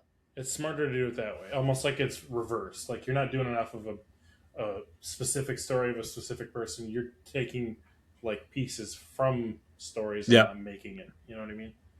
I don't know if I'm explaining it right, but I'm sure no, yeah, I'm picking up what you're putting down. Yeah, I think I agree with that, because then there is no, oh, did that really happen? How much did they embellish it? As much as what did they change? Yeah, no, cool. There's definitely a spot for it, but to have something to where you don't have to worry about all that, but still get the same vibe, that just hits different. Because you're not really worrying about it. Yeah. Yeah, and I also like the opening quote of, "The rush of battle is often a potent and lethal addiction, for war is a drug." And I just am like, we're not veterans. We're never even sniffed any sort of boot camp. But even that quote relating to being gamers, getting on Apex, Fortnite, whatever game you're into at the time, you do get that sense of adrenaline. We played a lot of Search and Destroy together, most of us. When you're the last man standing, dude, your heart rate goes through the fucking roof. And that's addicting. That is addicting. And then you're think chasing about that. These people are doing it. And that quote will get there to the end of that making a full circle, which we always appreciate when movies do that. But that quote was dude, I know what that means, having never even been any remotely involved in anything I'm about to watch. And there's a lot of different meanings to it too. If you're talking an actual soldier or politician or weapons manufacturer, you know what I mean? There's layers to war. Video gamer. Yeah. And it's also winning. When you win, you defuse a bomb. Success is a drug. That's right. Yeah. It's that's the next step to it, is you're not going to get addicted to it if you're losing. Or under that pressure too, this could be the last wire I touch. Yeah. Every single time. That's great. 844 times, whatever his number was. Just insane. That will change you at some point. My main gripe with the beginning, if it was my kind of direction or whatever, which it adds to the movie, don't get me wrong, is the lack. If I was in the situation, I guess would be the gripe, not gripe with the movie. The lack of communication that he had right away with these guys. I would feel the exact same way. Dude, what are you doing? This is the dumbest thing you could do, of cutting your comms or throwing the smoke and not letting me know what you're doing. You're putting everybody at risk. You know what I mean? It's cool to see on a movie, but the reality of that and stepping into those shoes, the car scene. Those guys were what are you doing, man? At the same time, car scene is the one that really pulled me into that viewpoint, because him messing around with all of it, the longer you're out there, the more people that are coming there, them trying to cover you while you screw around could literally take someone's life. And I just couldn't imagine living with that. Screwing around is a tough terminology, but I know what you mean. There's layers to it though, because you also yelling in my ear while I'm trying to focus isn't. It's I definitely got both sides of that too. The layers of them saying, "Dude, everybody's out, we can go." That's a thumbs up. You could just go, but on his side, hey, let me focus on this. There might be another car with this same setup that if I get here sooner, I can defuse it and I know how it's working. You know what I mean? That's such a cool aspect. And it's just the puzzle he has Yep. to crack. He physically has to do it. I feel they kind of touch on that, but it's one of those things where it's not just the adrenaline. Like he is hardwired to figure out the puzzle. And he's also in charge. True. So like that was the whole power dynamic. Was I agree with your thought of like, dude, the lives in danger, the things that could happen. He didn't obviously care about it. He's like, if I'm going to die, I'm going to die comfortable. You saw him taking the suit off, and I agree with that take. But yes, lives are in danger, but at the same time, it's like he is in charge. So it's and like if it goes off, there's a lot more damage. Right, and he was that confident, obviously, but he's the only one that can do it. It's such a unique power dynamic to be the guy who's going in to defuse the bomb, which you think of as like your sacrificial lamb, is actually in the military. Like that guy he's in charge. He's the boss, yeah. So, and you see that later on, like you don't tell me what to do, I tell you what to do. That was I thought a very unique power dynamic because of the positions that they kept putting themselves, or they were put in, because he was just like, dude, I'm not. When he threw his goddamn headset off at one point, like, motherfucker, shut up. And you saw it because he collected a lot of the triggers, like a lot of the things that were going to detonate the bombs he would collect. He called them, and I looked at it differently, and I don't know if they ever actually said this, and I think Trav already kind of mentioned this in his last point, but he kept them more so as memories of what he did or who he's able to save. And my brain had also tied to, and I'm sure this was part of it that they didn't talk about, it's also like, if I see this again, this is exactly, I'm going to know how to do it. It's like you saved the detonation trigger. So I understood, like, they did a good job of playing it up, but I think the fact that he was in charge also made it more intense because they couldn't leave him. Right. Because he was the higher, things officer that almost killed him is what he called that box. Yeah. His wedding yeah. Picture, wedding ring. Yeah, that was a good one. And you add the layers to the war that they made, most likely realistic. I don't know it for a fact because I've never been in it, but the layer where they're like, detonating some of those explosives to get rid of them out in the sand pit or whatever, and he was seriously considering just triggering it and getting rid of them and being like, hey, you're gone. And the reason being, this guy's risking my life every single day by making these decisions. You know what I mean? I would not be surprised if anybody has made that decision or thought about making a decision like that in war because of somebody's actions. Yeah. I did not see Anthony Mackie's character being the one to crack. And I think that makes it more real too. Like, it can affect anybody. Like, this movie dives really deep into like the emotional toll on everyone, and then some people they thrive in it. But from how we're introduced to Sanborn, and then for him to actually reach his breaking point, that one I think hit me the most. Yeah. I mean, Garrity or Eldrick, he had hit his point from the beginning. Yeah, and he wasn't really losing his mind, but it was more so like he's just a guy not meant for it. He was just ready to die. Yeah, or like I deserve to die out here. Because that desert scene, I thought that was I thought it was going to be he doesn't pull the trigger and then someone else gets shot, like one of those scenes, kind of like Saving Private Ryan. Yeah. I thought that is what was going to happen, and then he does his duty, so that it subverts your expectations at the same time.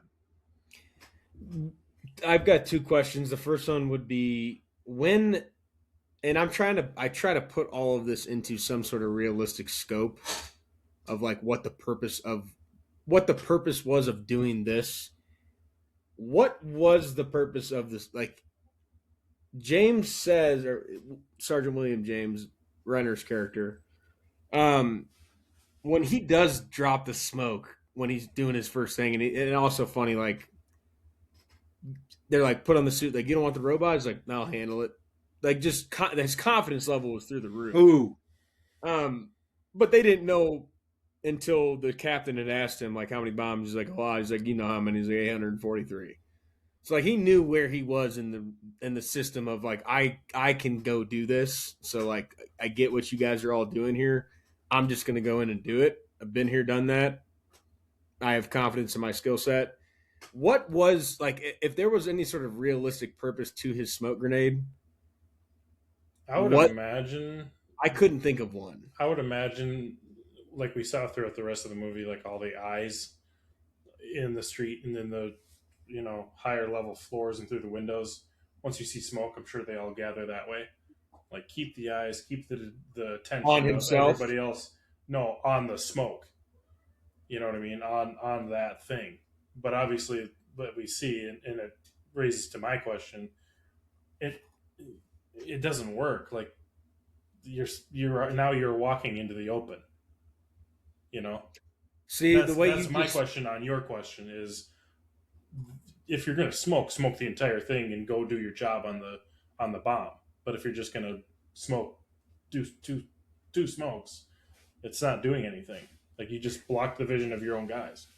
what made me think of what you just said made me think of maybe he did it to if he was going to get shot, the smoke was going to protect everybody behind him. You know what I mean? Like if he was Okay. walking into a trap and he smoked, and he said diversion on the obviously in the movie, but like yours was That draw the makes attention to the smoke. sense.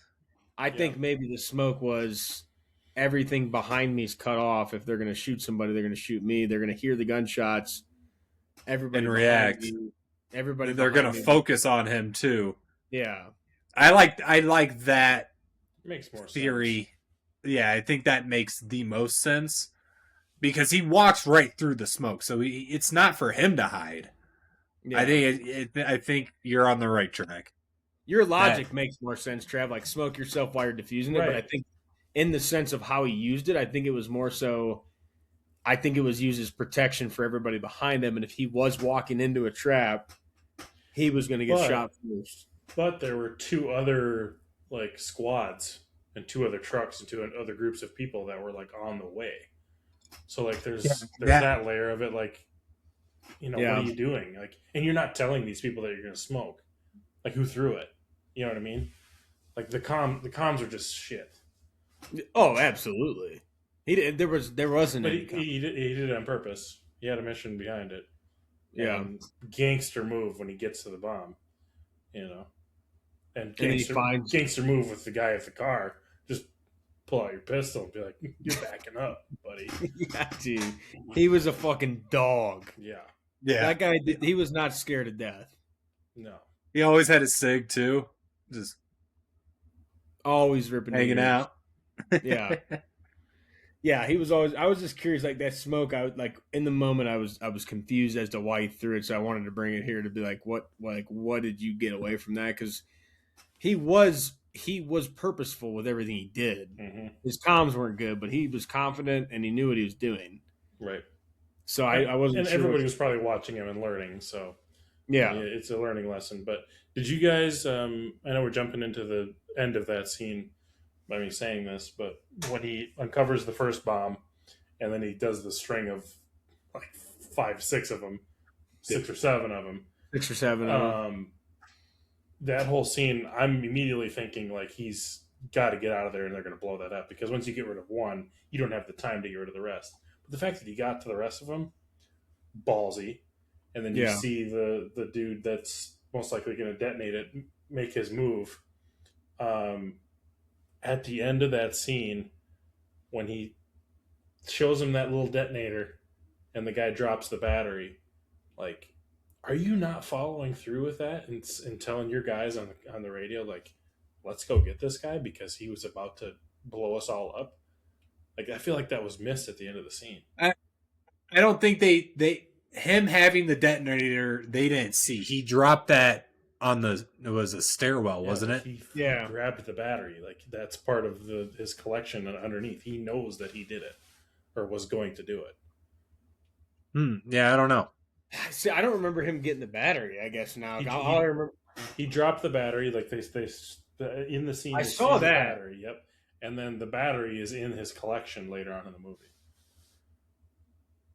That are we sure that's the same one? If you'd have went boom and connected those leads in the middle of him trying to defuse any of that. He is gone. The dude who did the battery is gone. All the people in that building are gone. Like, those are big bombs. That's why it's fiction. Yeah. Yeah, I don't know. I mean, at that point, what's the point of like?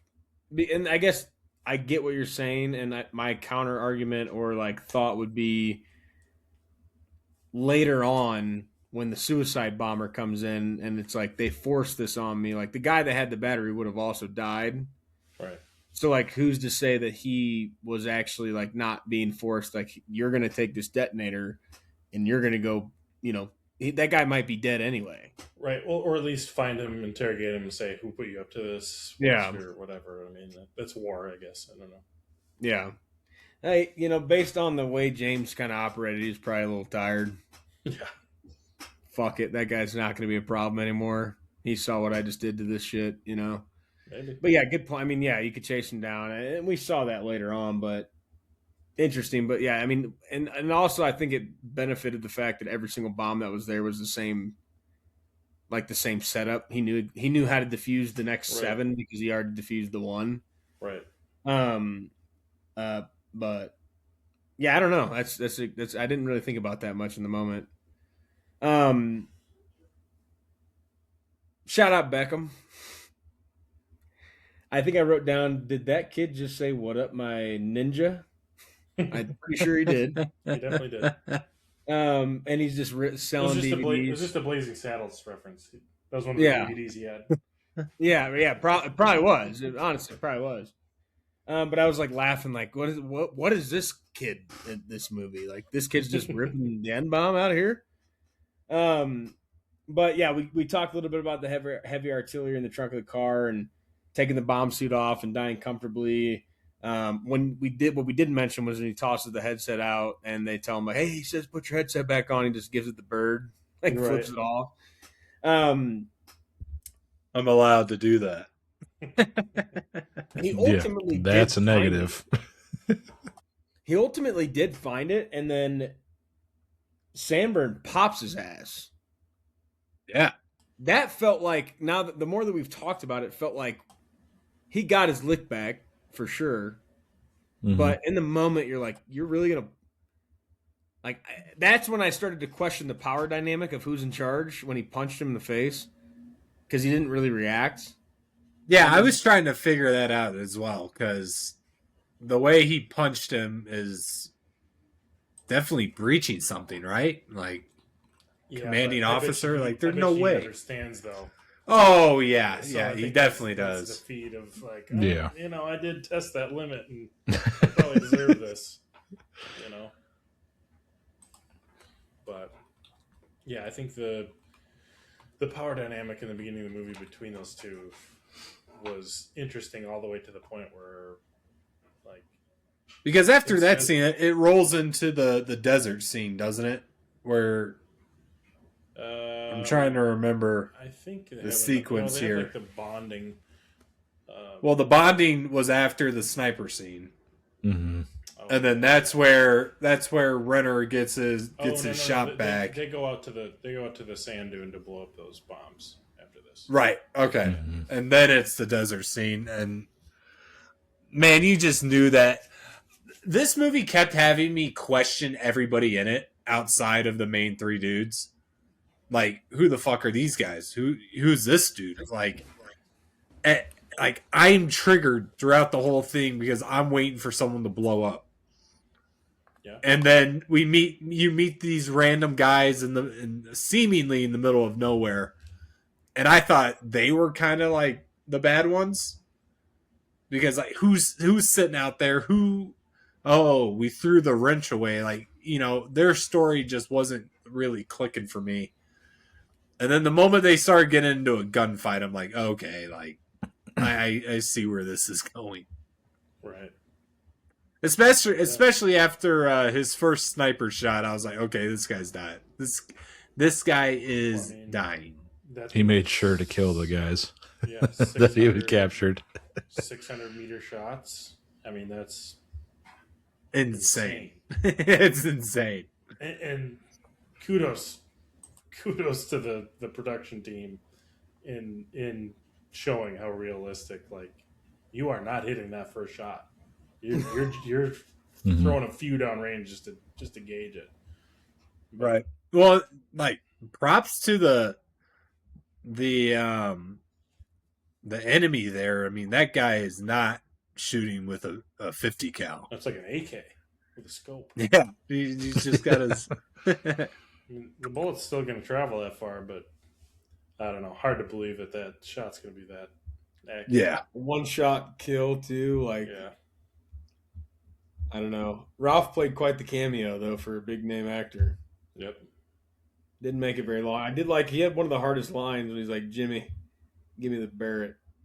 yeah. No, I think his better line was, "I forgot. It was 500 racks, dead or alive." He just like chased them down. Yeah. Yeah. But that's realistic. You know what I mean? Like, there's no theatrics with that. Like, hey, I have to complete this mission. There's money on this. They're on these cards. I don't know if you guys know how those cards work out in Iraq or whatever. There's a deck of cards with whatever associated with it, and they're like the most wanted dudes out there. And that they found the two of them. That's who was sitting there. It was like Jack of Clubs and something else. Yeah. Those are high value, almost like Bin Laden level. Like, we got to take these Got guys it. out. So I'm sure that was the level of intensity where it's like, I'm not letting these guys go. I'll sacrifice myself to get this level of terrorist out of here, you know. But yeah, him saying, yeah, it was 500,000 dead or alive. Forgot about that. I think this is the scene where you kind of get the leadership values out of James. Mm-hmm. Because they're all freaking out because they're getting picked off left and right. And then, Sanborn's got to get on the sniper. Eldrick is fucking losing his mind down there. Out of bullets, need bullets. Bullets are jammed. Spit on it and wipe. We got blood on the bullets. He goes down there, starts popping them out of the case in order for them to clean them and able to shoot the gun. And just like the whole time, he's just kind of a standoffish prick to them, but not really. Like, he's communicative, but he's not in the missions. He's doing his job, and he's just like, I don't need anybody to talk to me. I'm just going to do my job. And then in that moment, he saw the nerves and the panic or the stress and was able to calm them all down.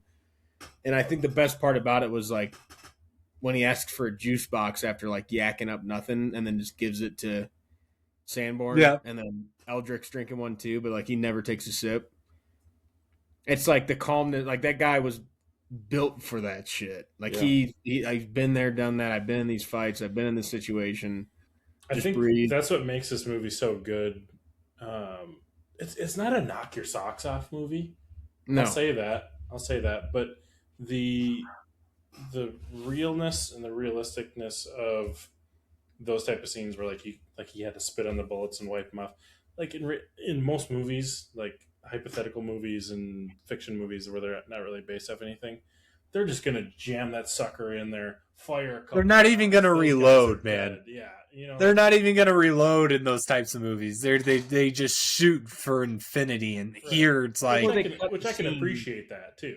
You know what I mean? Or they just go to different. They take another angle of a different shot, and then like you get back, and they probably did reload in that time. Right. But it feels like infinity bullets. Right. Yeah. The small details they add in here to make it realistic. To your point, Trav, is like it's so engaging. Yeah. And Trev, you just said, I can't remember the quote you had, but this is a side note topic that I want to talk to Geese about and include you guys on. So, as you should be, after our screen unseen, which it kind of relates to this, in the screen unseen, Geese, when I can't remember the guy's name, but the top of the hierarchy, when he meets him, the trench gun, he was taking two shots and reloading every time. They didn't miss that detail. I was waiting for he's just going to keep shooting the shotgun. Yeah. And then he kept reloading. I'm like, okay, they did that right. But Geese did end up making a Letterboxd account under the name of Extra Butter Podcast. Mine is just under me. I shout out the podcast in my bio, but like they're my opinions and my takes. Geese rightfully so. I think we needed one that was podcast related, but I was like, that's a tougher job because I can just say what I think and then link our. Are you link our thinking? pod. Are you thinking we're gonna make a after each watch? We're going to. Geese already no. Geese has it. He made it. Okay. His account is our podcast. So he took his opinions. Geese got the power. Well, yeah, I'm the one watching the movies. We talked about it, but he is speaking. He is prospectively, or whatever the word is, speaking for all of us. Yes, he did take that responsibility. We need to do Hurt Locker at the end of this one, so then he can put it in. I'm putting for it. us. No, I'm, yep. I'm doing. We can do the review after this. I'm putting him on the spot now because we were like, he asked me what we thought we should do, and I'm like, I will send you my reviews. We can talk about the rating, and we can come to an agreement, together. But like, we can talk about all that. But like the review, you can type whatever you want. I'll send you what I say. But I already had my own account. He was like, I made mine Extra Butter Podcast, so he's got the account for us. As somebody who goes to the Screen and Scenes, love that, and more movies. You guys have access to going to more movies, and you do it more. Cool. And if you guys watch a movie and write a review, I'll post it. It doesn't. When I originally tried to do it, everyone putting their opinions in for a single review isn't going to work. So it's like someone just like I was focusing more on like the facts of the movie. Like, hey, Glenn did a great job. This is the backstory. This is how it came to be. And then like if I enjoy the movie, it's 4 stars. If it's amazing, it's 5. And then the real nitty gritty stuff is when the movie sucks, is that where is it actually rated on that scale? So that's why I brought this up was I asked him, because I already reviewed the movie we saw for Screen Unseen. I already posted it before I even asked him. And I was like, what did you rate this movie? And like, we'll see how close we are in opinion on like stars and whatever. And he said 4. And I said, already rated it a 4. Like I gave it a 4, already posted it. We're on the same page. The reason I brought this up and in the middle of this review, what would you give this movie out of 5? Because I already posted 4.5. 4.5? Yeah. I gave it a 3.5. So that's where being and I'd give it a 4. Correct. Like that's where it gets interesting. It's like it's funny. The first time we did it, it was 4. You gave it a 4.5. Trav might give it a 4. I gave it a 3.5. It wasn't meant to be contentious. I was genuine. The reason I brought this up was like I was actually curious where you put this because I gave it a 3.5. My point being is love it. Geese keep doing it. Have no problem with it. We have to have it. I just think it'd be fun at the end of every episode, like add that as a little segment where we rank ours and put a little review on it. Through that just the average between the 4, I feel like would be average. Nice. Yeah, the writing a good number to have an average. 4 people. The stars can be. I think at the end of every movie, the stars or the average geese can do the whatever write up. Yep. Good to add. I have a letterbox. So it was important to. I think it was important to at least bring up. It just came to my mind right here for some reason. I was like, okay, wait, like I want to see what he rated this. So yeah, we can do that at the end. But yeah, the writing can all be yours. Because like when I tried to watch this movie, I was trying to play Baldur's Gate at the same time and have it like next to me.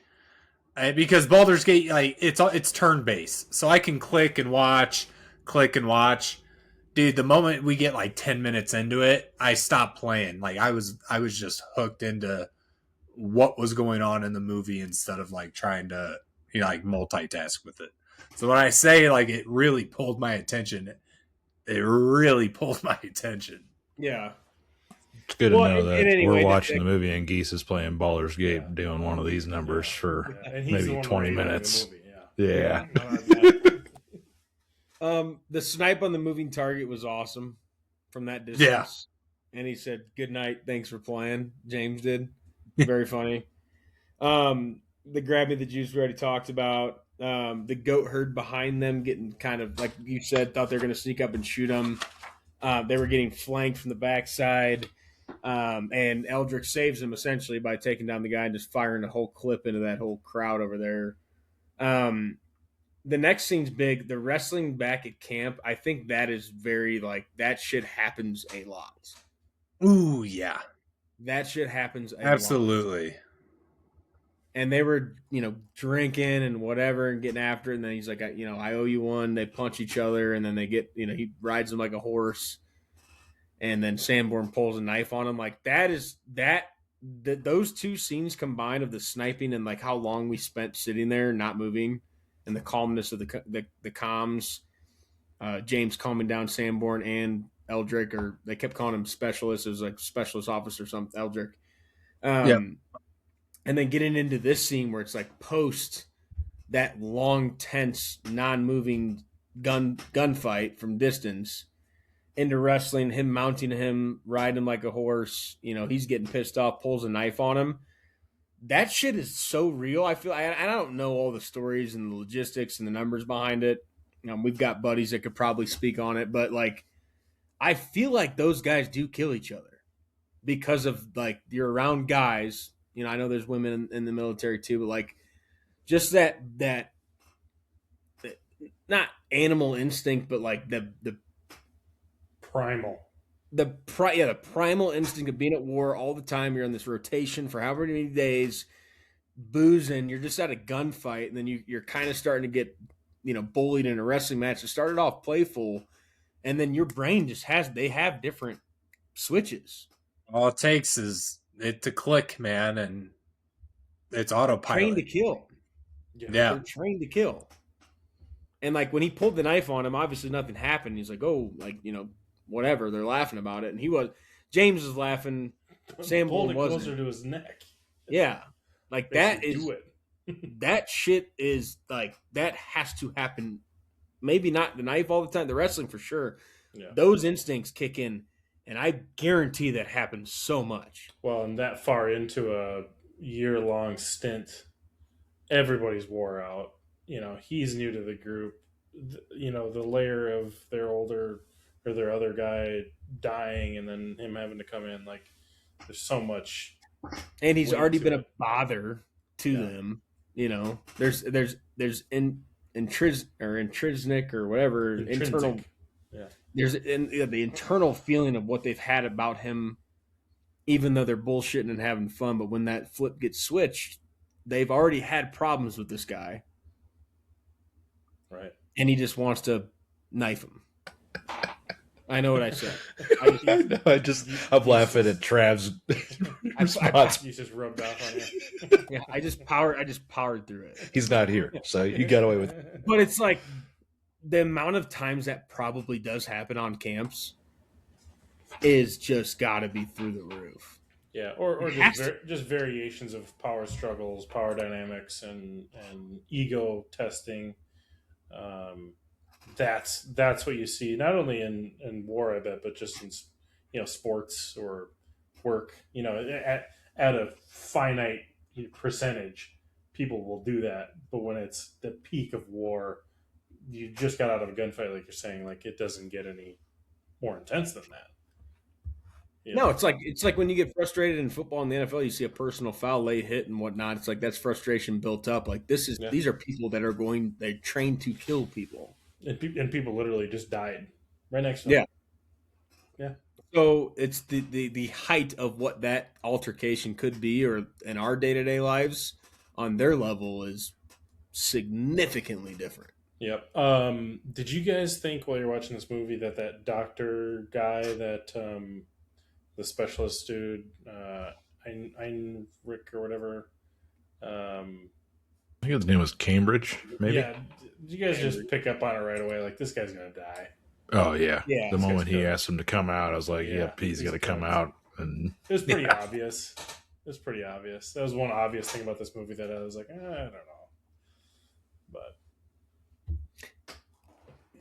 yeah, that was the easiest, like, dude's cut. As soon as he got in the truck, he's going down. Yep. And the conversations he kept having him get out of here. Yeah. You're not really jumping. It's like that whole scene, you can blend because they go in on and they also say it's like quick, easy mission, 2 minutes in and out. Yeah. This mission's not going to be 2 minutes. No. And they find what he appears as Beckham dead in a body bomb. And what a mind fuck. He's having the first struggle he's had defusing a bomb because of it. I feel like that's the hardest thing, like especially like I'll compare it to like funeral directors, like dealing with someone that you kind of like relate to or or is in like in this instance I think it was more like the father son dynamic, like to deal with that and then put it into like a high stress situation, like for him to even operate on him is insane. Yeah, and then for him to just to come back, I'm like, holy shit, Anthony Mackie was right. Well, and I'll get back to this, but like I don't know if you guys brought this up, but the kid, I had to bring this up at some point, but the fact we're talking about Beckham when he's talking to him about the movie skipping and being shaky, he's like, "You want gay sex? You want like you straight?" And he's like donkey or something.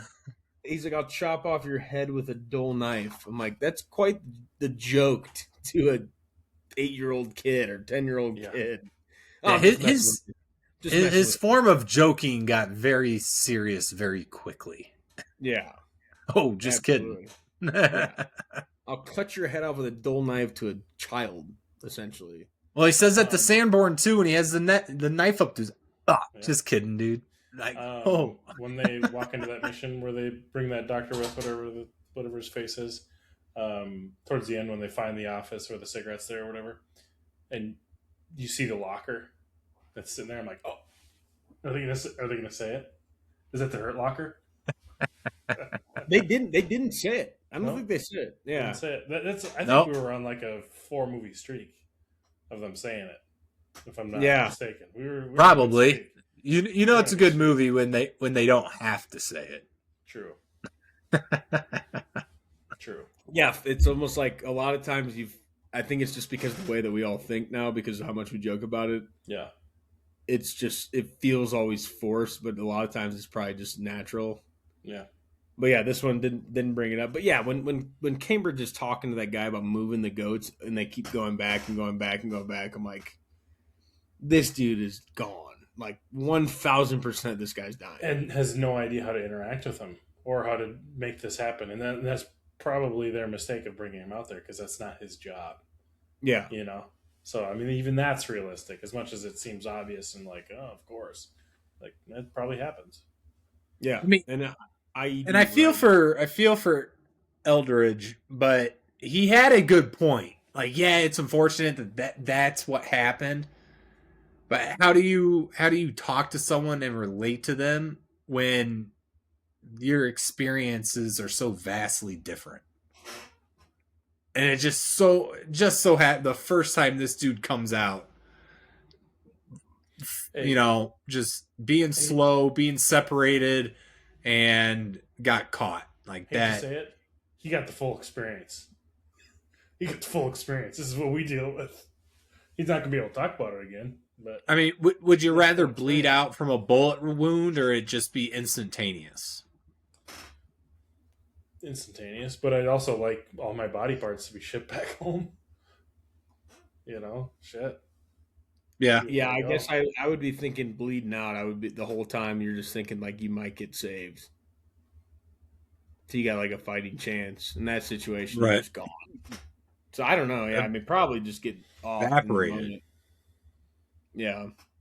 I think that is the scene where I'm like, you knew it was coming. I kind of thought it was going to be a gun that shot him, and then it was just like the bomb was immediate. Like you saw it, they show it to you on the ground, and then they changed to them in the Humvee, and then boom, and it's like just like you think it shows you what James does on a daily basis. Like that is the consequence of not getting the job done. Mm-hmm. Yeah. And you only really needed one of those. Like, you know, you have it in the very beginning to give you the concept of what the movie's about. This one was to show you like, this is the severity of, you know, not identifying it, missing it. Like it's it's not like an external factor. Like that thing was probably timed, or I guess someone hit the button or whatnot. But this scene is where you're like, that's the severity.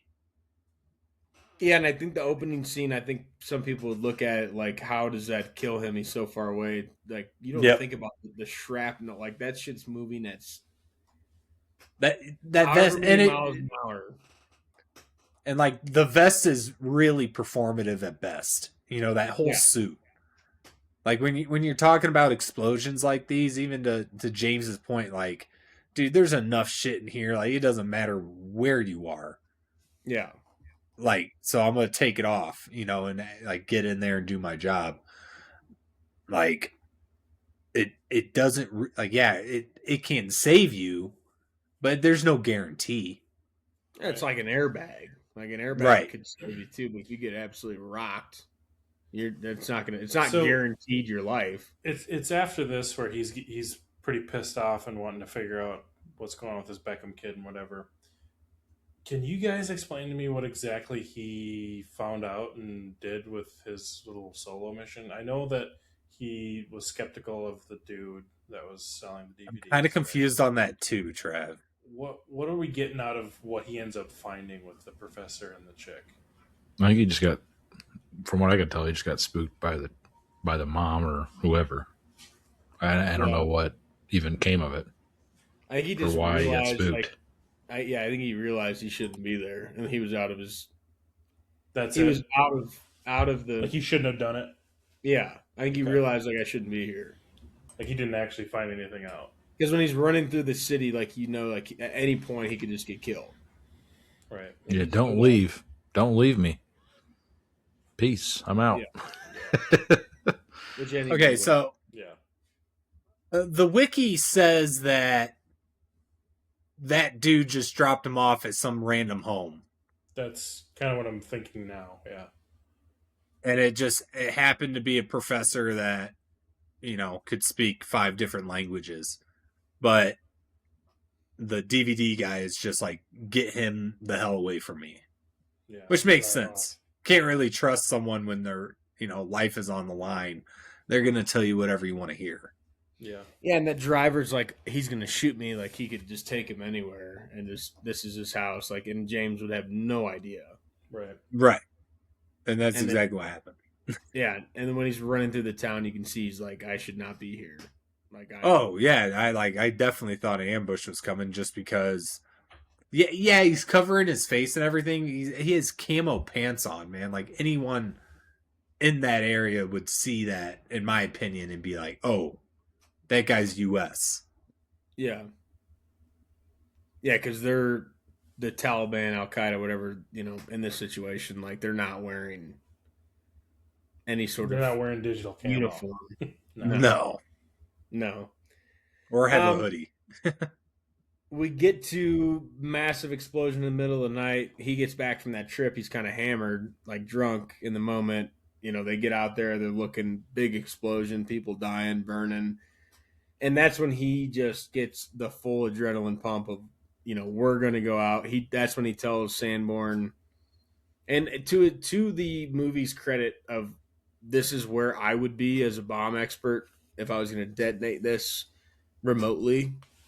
You're out of the blast zone. We are in the position to go find these people. Sanborn's like, we have infantry behind us that their job is to do that. And he's like, you don't tell me what to do. I tell you what to do. We're going. I would imagine like that's a little bit of the spin on him boozing when he gets back. It's the middle of the night. He's kind of out of whack. Like, we're gonna go find this. He's pissed off about the kid. The ego kind of thing to it too. Yeah, it's the same thing we talk about with sports. Like, he's like a leader of the group. You want that guy to be confident in what he's doing, but it can also be your detriment. And quarterback throwing deep ball into double coverage type, you know, like that's the football analogy of what he's trying to do right here. Yeah, you know? Like, I trust that guy's going to make the play. So he trusted too. Like, we're going. They get out. They split up into 3. Eldritch does take one down, but gets shot and captured. Essentially, they ultimately get him back. But that is the biggest ego dump of like, what am I doing? You get the same feel when they get to the helicopter, and Eldrick's going home, and he's just in the shower. He's got to shower his buddy's blood off, you know. And Eldrick's just motherfucking him about he won't walk for 6 months. My femur shattered in 9 places. You just had to get your fucking adrenaline off and put us out in a situation where we weren't safe.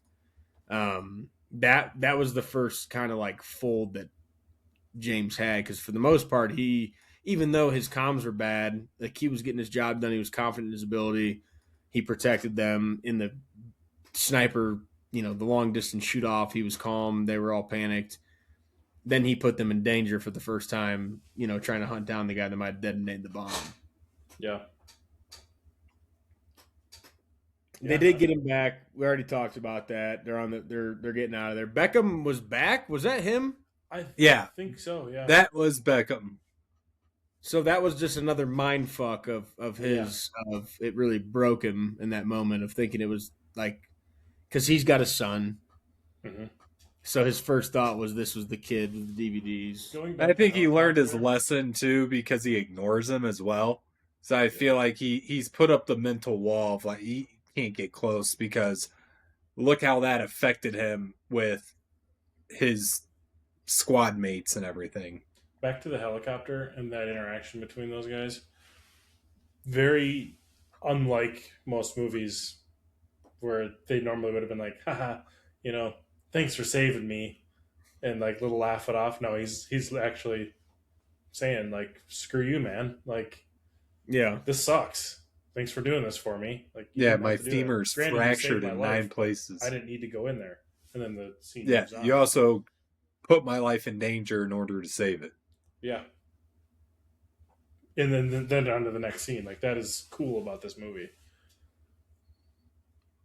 Yeah, it doesn't give any typical feel good. No. Yeah, I won't walk for 6 months if I'm lucky. Like, luckily I'm going home. He said that's not so bad, huh? Yeah. Luckily, but like, die. Like, you are an asshole. The only reason I'm here is because of you. Yep. And then your adrenaline. Geese's point with the Beckham thing, where he like learns his lesson. He's like, I'm done. I'm not dealing with getting hurt. Seeing another kid do this, and even if it wasn't you, like, I'm done. Someone else. And the tour's almost done. The ride's almost over. So we just got to focus on get home.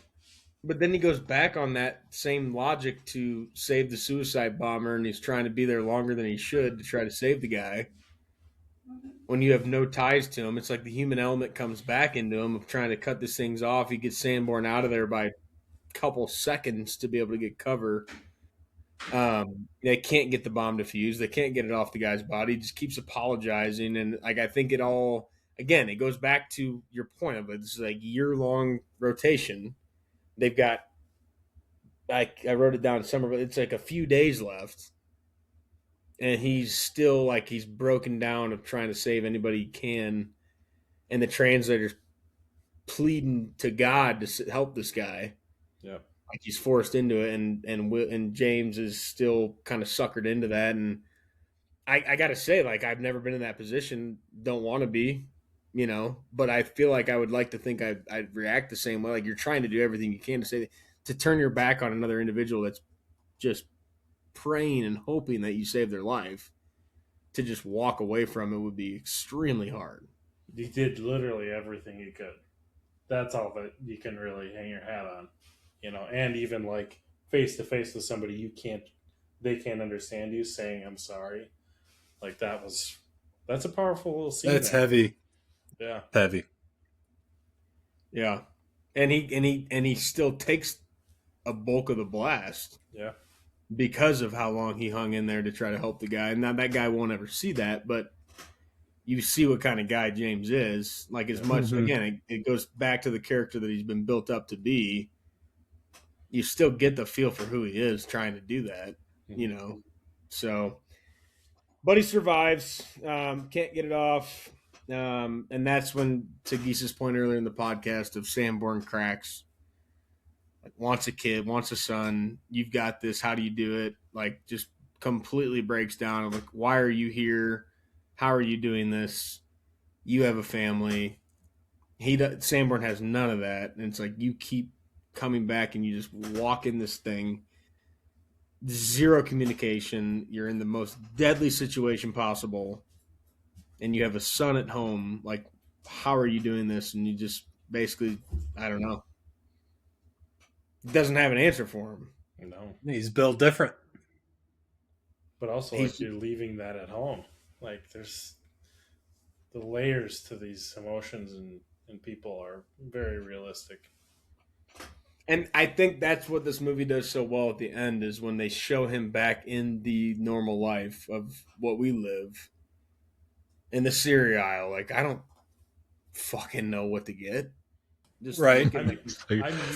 How long the cereal aisle is. Yeah. Wires on bombs that'll turn me into a billion pieces.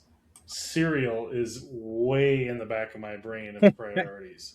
Or like, if we were gonna go get cereal, like a couple you're looking for. He's standing there like, I don't know. Like, what does this have to do with anything? And it also just doesn't give him the dopamine or any bit of satisfaction of doing it. Like his level of doing anything is based off his senses are dulled because 800 bombs. Like I get it. And then they bring up feel alive to go back. They bring up he's like telling his girlfriend wife about it. I say girlfriend because he says they're divorced. Are they divorced? Anyways, we know who you're talking about. It doesn't really matter. Where he's telling her about it. It's like it's a big topic for him, Trav. Very true. It's like, who else are you going to talk to? Who else understands it? And then to burden someone that is completely like not involved. Innocent would be I think good word for it. Yeah. There's civilian, innocent, like,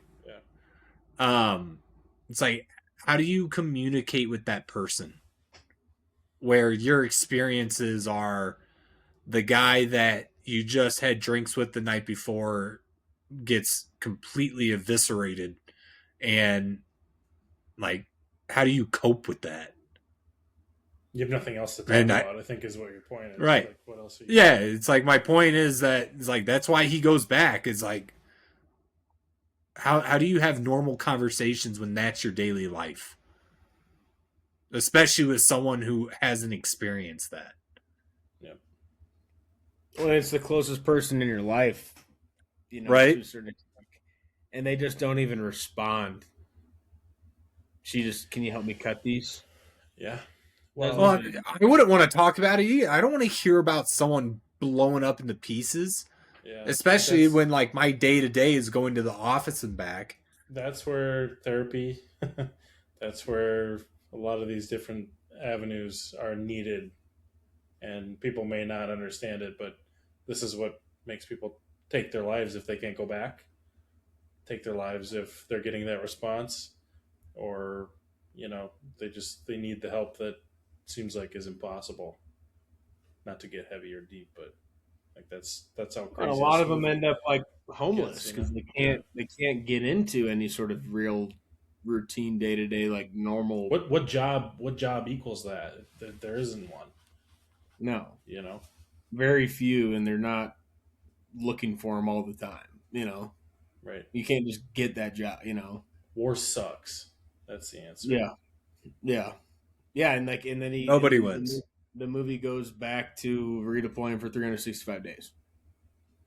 Right back into it, That's where he lives. And that is and like as a viewer, you watch that and you're like, dude, we just suffered for about an hour and 40 minutes here, and you're going back into it. Like, you just went through all that shit, and you're like, I'm good to go. Glad we all understood that aspect. And that's where the movie, I think, did a really good job.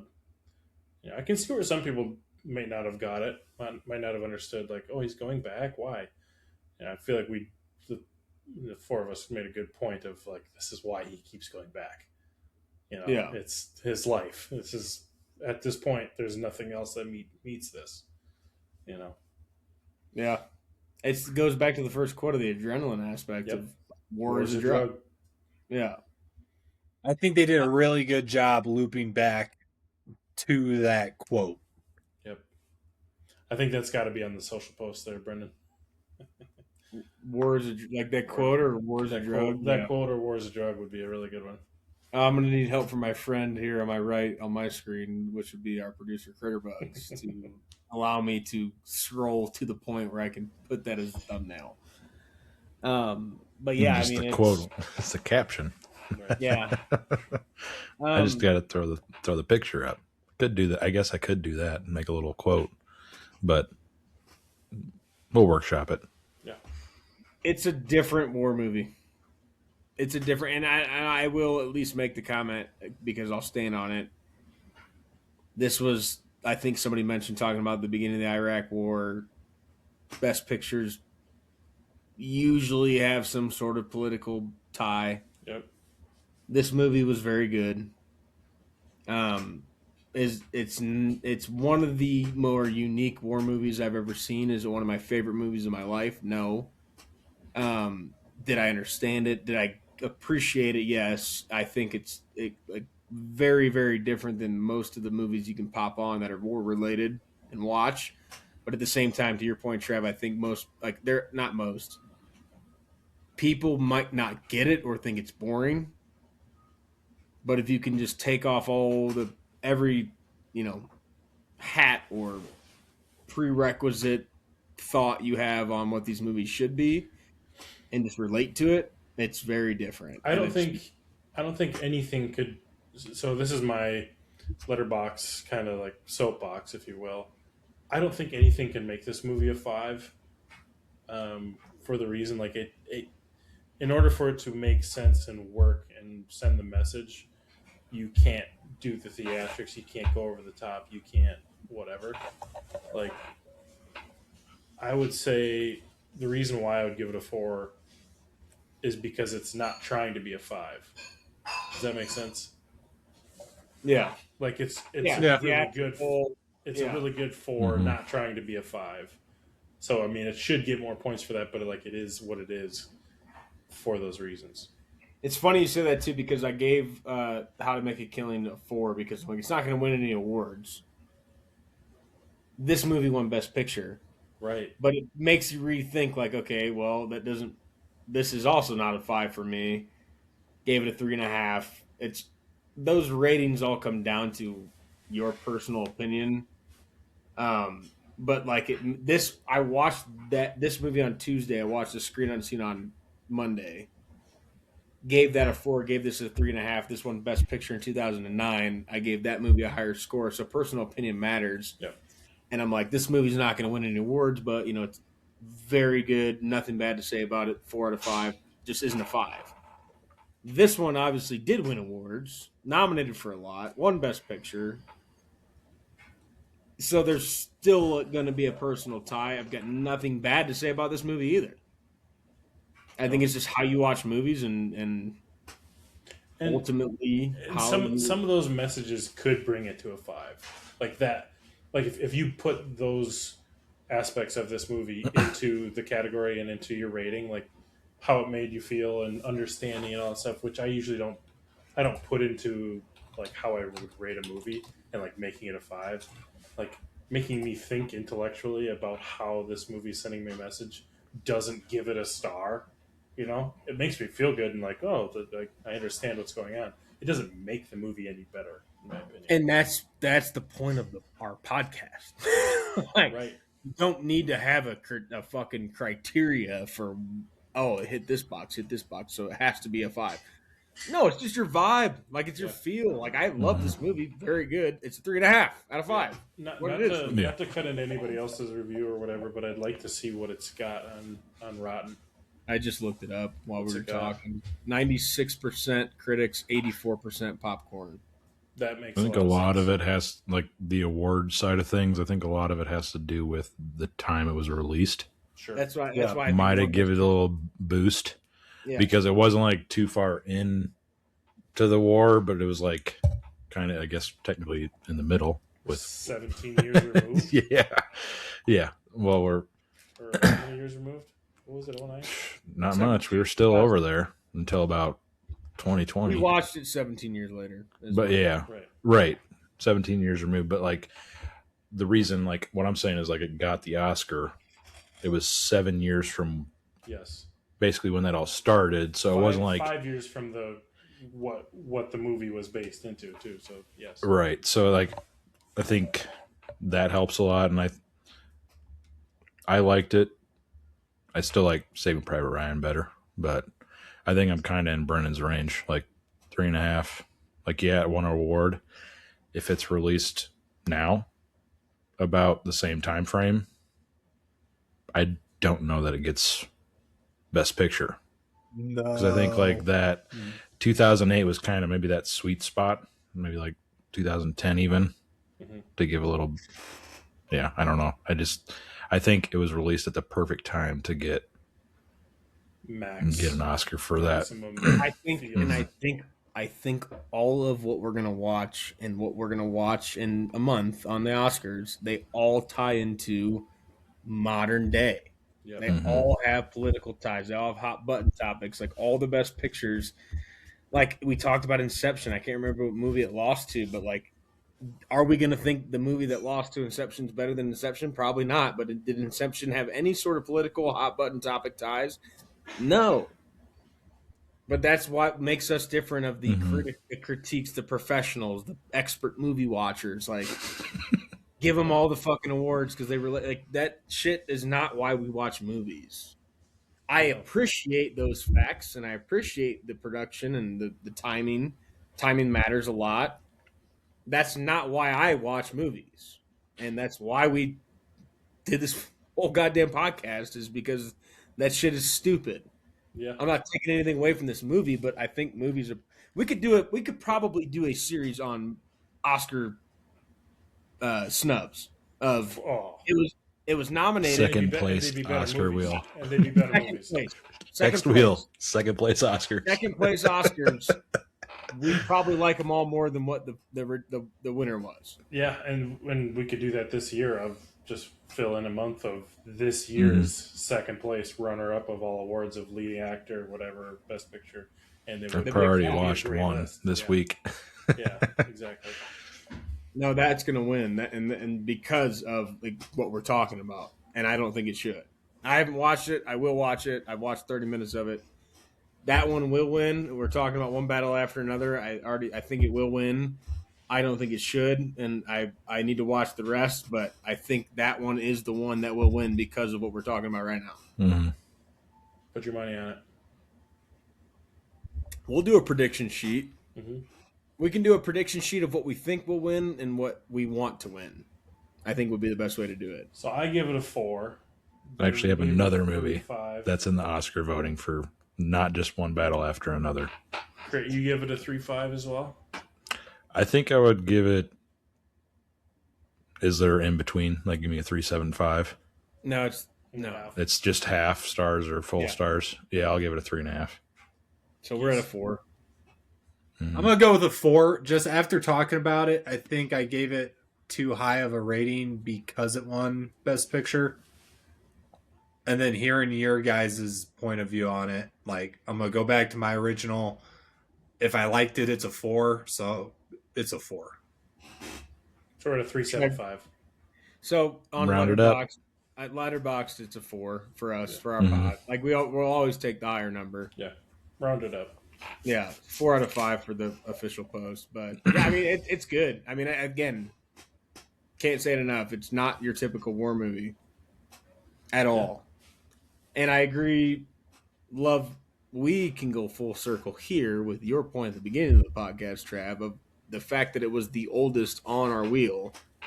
I love that because now we've got everything. And I think you also felt that. Yeah. Like watching it, you knew it was older. That's always going to play a part in my brain for any movie I watch, especially one that has special effects or has, like needs some sort of graphical image that, is going to be different than what it would be today. But we started at the back end of what we got on the wheel. And I literally, after watching this, I hadn't seen it. I think I've only seen one of the 14 movies remaining. So It's a banger list too. Yeah, I'm excited. I don't even know what some of them are, to be honest with you. I couldn't even guess what they're about. So, moving on to episode 2 of Best Pictures Past. Critter, bring the wheel up. Let's get some predictions rolling. We ran a long intro, which I honestly loved. That was a great. I love it. We worried about talking after football as if we don't talk every fucking We found day a way. Trav, longer than football. Trav, you're at the top of my screen. Go ahead. I'm gonna go. I did 12 Years a Slave last time. I'm gonna go. If you take mine, I hate you. Everything, Everywhere, All at Once. There's no way. There's no way. There's literally no fucking way. Oh my god. Now I don't care. I fucking hate you. How does that happen? There's 14 on here. Coda. I'm gonna go Coda. 2021. I'm gonna go Green Book 2018.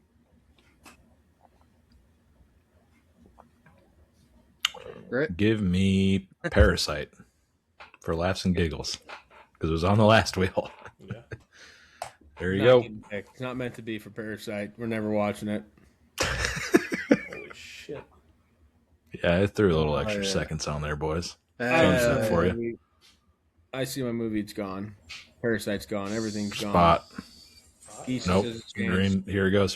Keep going. Just shy. Wait a second.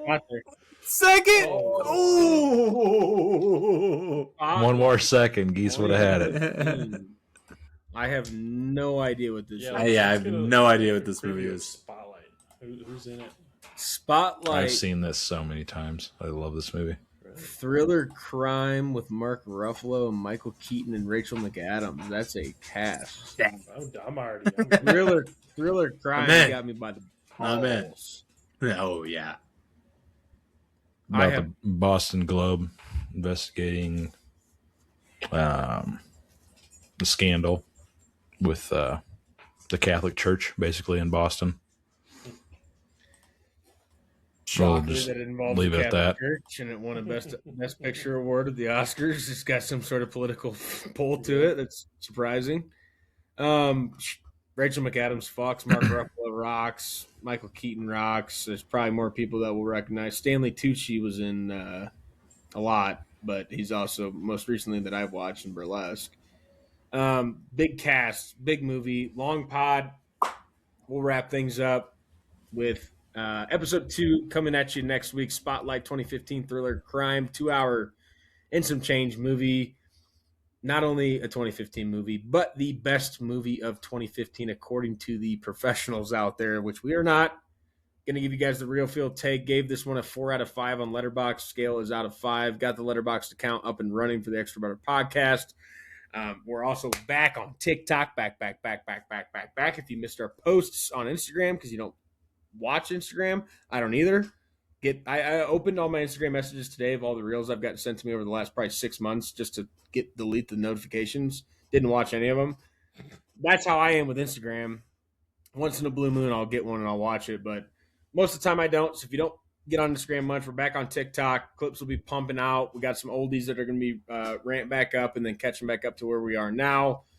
But an awesome series we got ready for you guys. First movie in the books, Hurt Locker, Jeremy Renner, Anthony Mackie, 2009. Best Picture, war thriller, moving into another thriller crime, Spotlight from 2015, Best Picture at the Oscars. We are also talked about here at the back end of the podcast going to do our predictions for what we want to win in the Big Five. I think we'll probably limit it to Big Five. You could make a longer list if you want to, but we'll talk about the Big Five and what we think will win at the Oscars when we try our first ever live stream, which may or may not happen. We got to troubleshoot that at some point. But Hurt Locker in the books, Best Pictures Past series is up and running.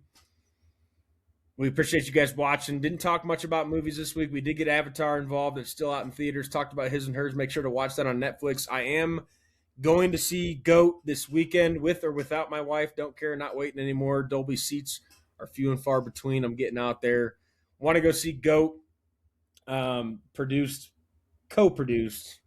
probably not fully produced by Steph Curry. I think he probably, my guess would be the voice of the GOAT or one of the, more lower or I shouldn't say actors or animated characters, but voice actors in the movie. But going to get you guys some movies to talk about next week. Get your asses in seats. Get out to your local theaters or the big chains that you've got near you. Pop your butt in a seat to watch Spotlight with us next week to see what we think about it. And when you do, pop your popcorn, grab it from the counter, and don't forget your extra butter. We'll catch you on the next one. Extra, extra butter on the corn for me. Extra, extra butter. I hope they don't charge a fee. But it won't matter anyway. I got a good movie to play. I'm gonna ask my friends to stay extra butter for me.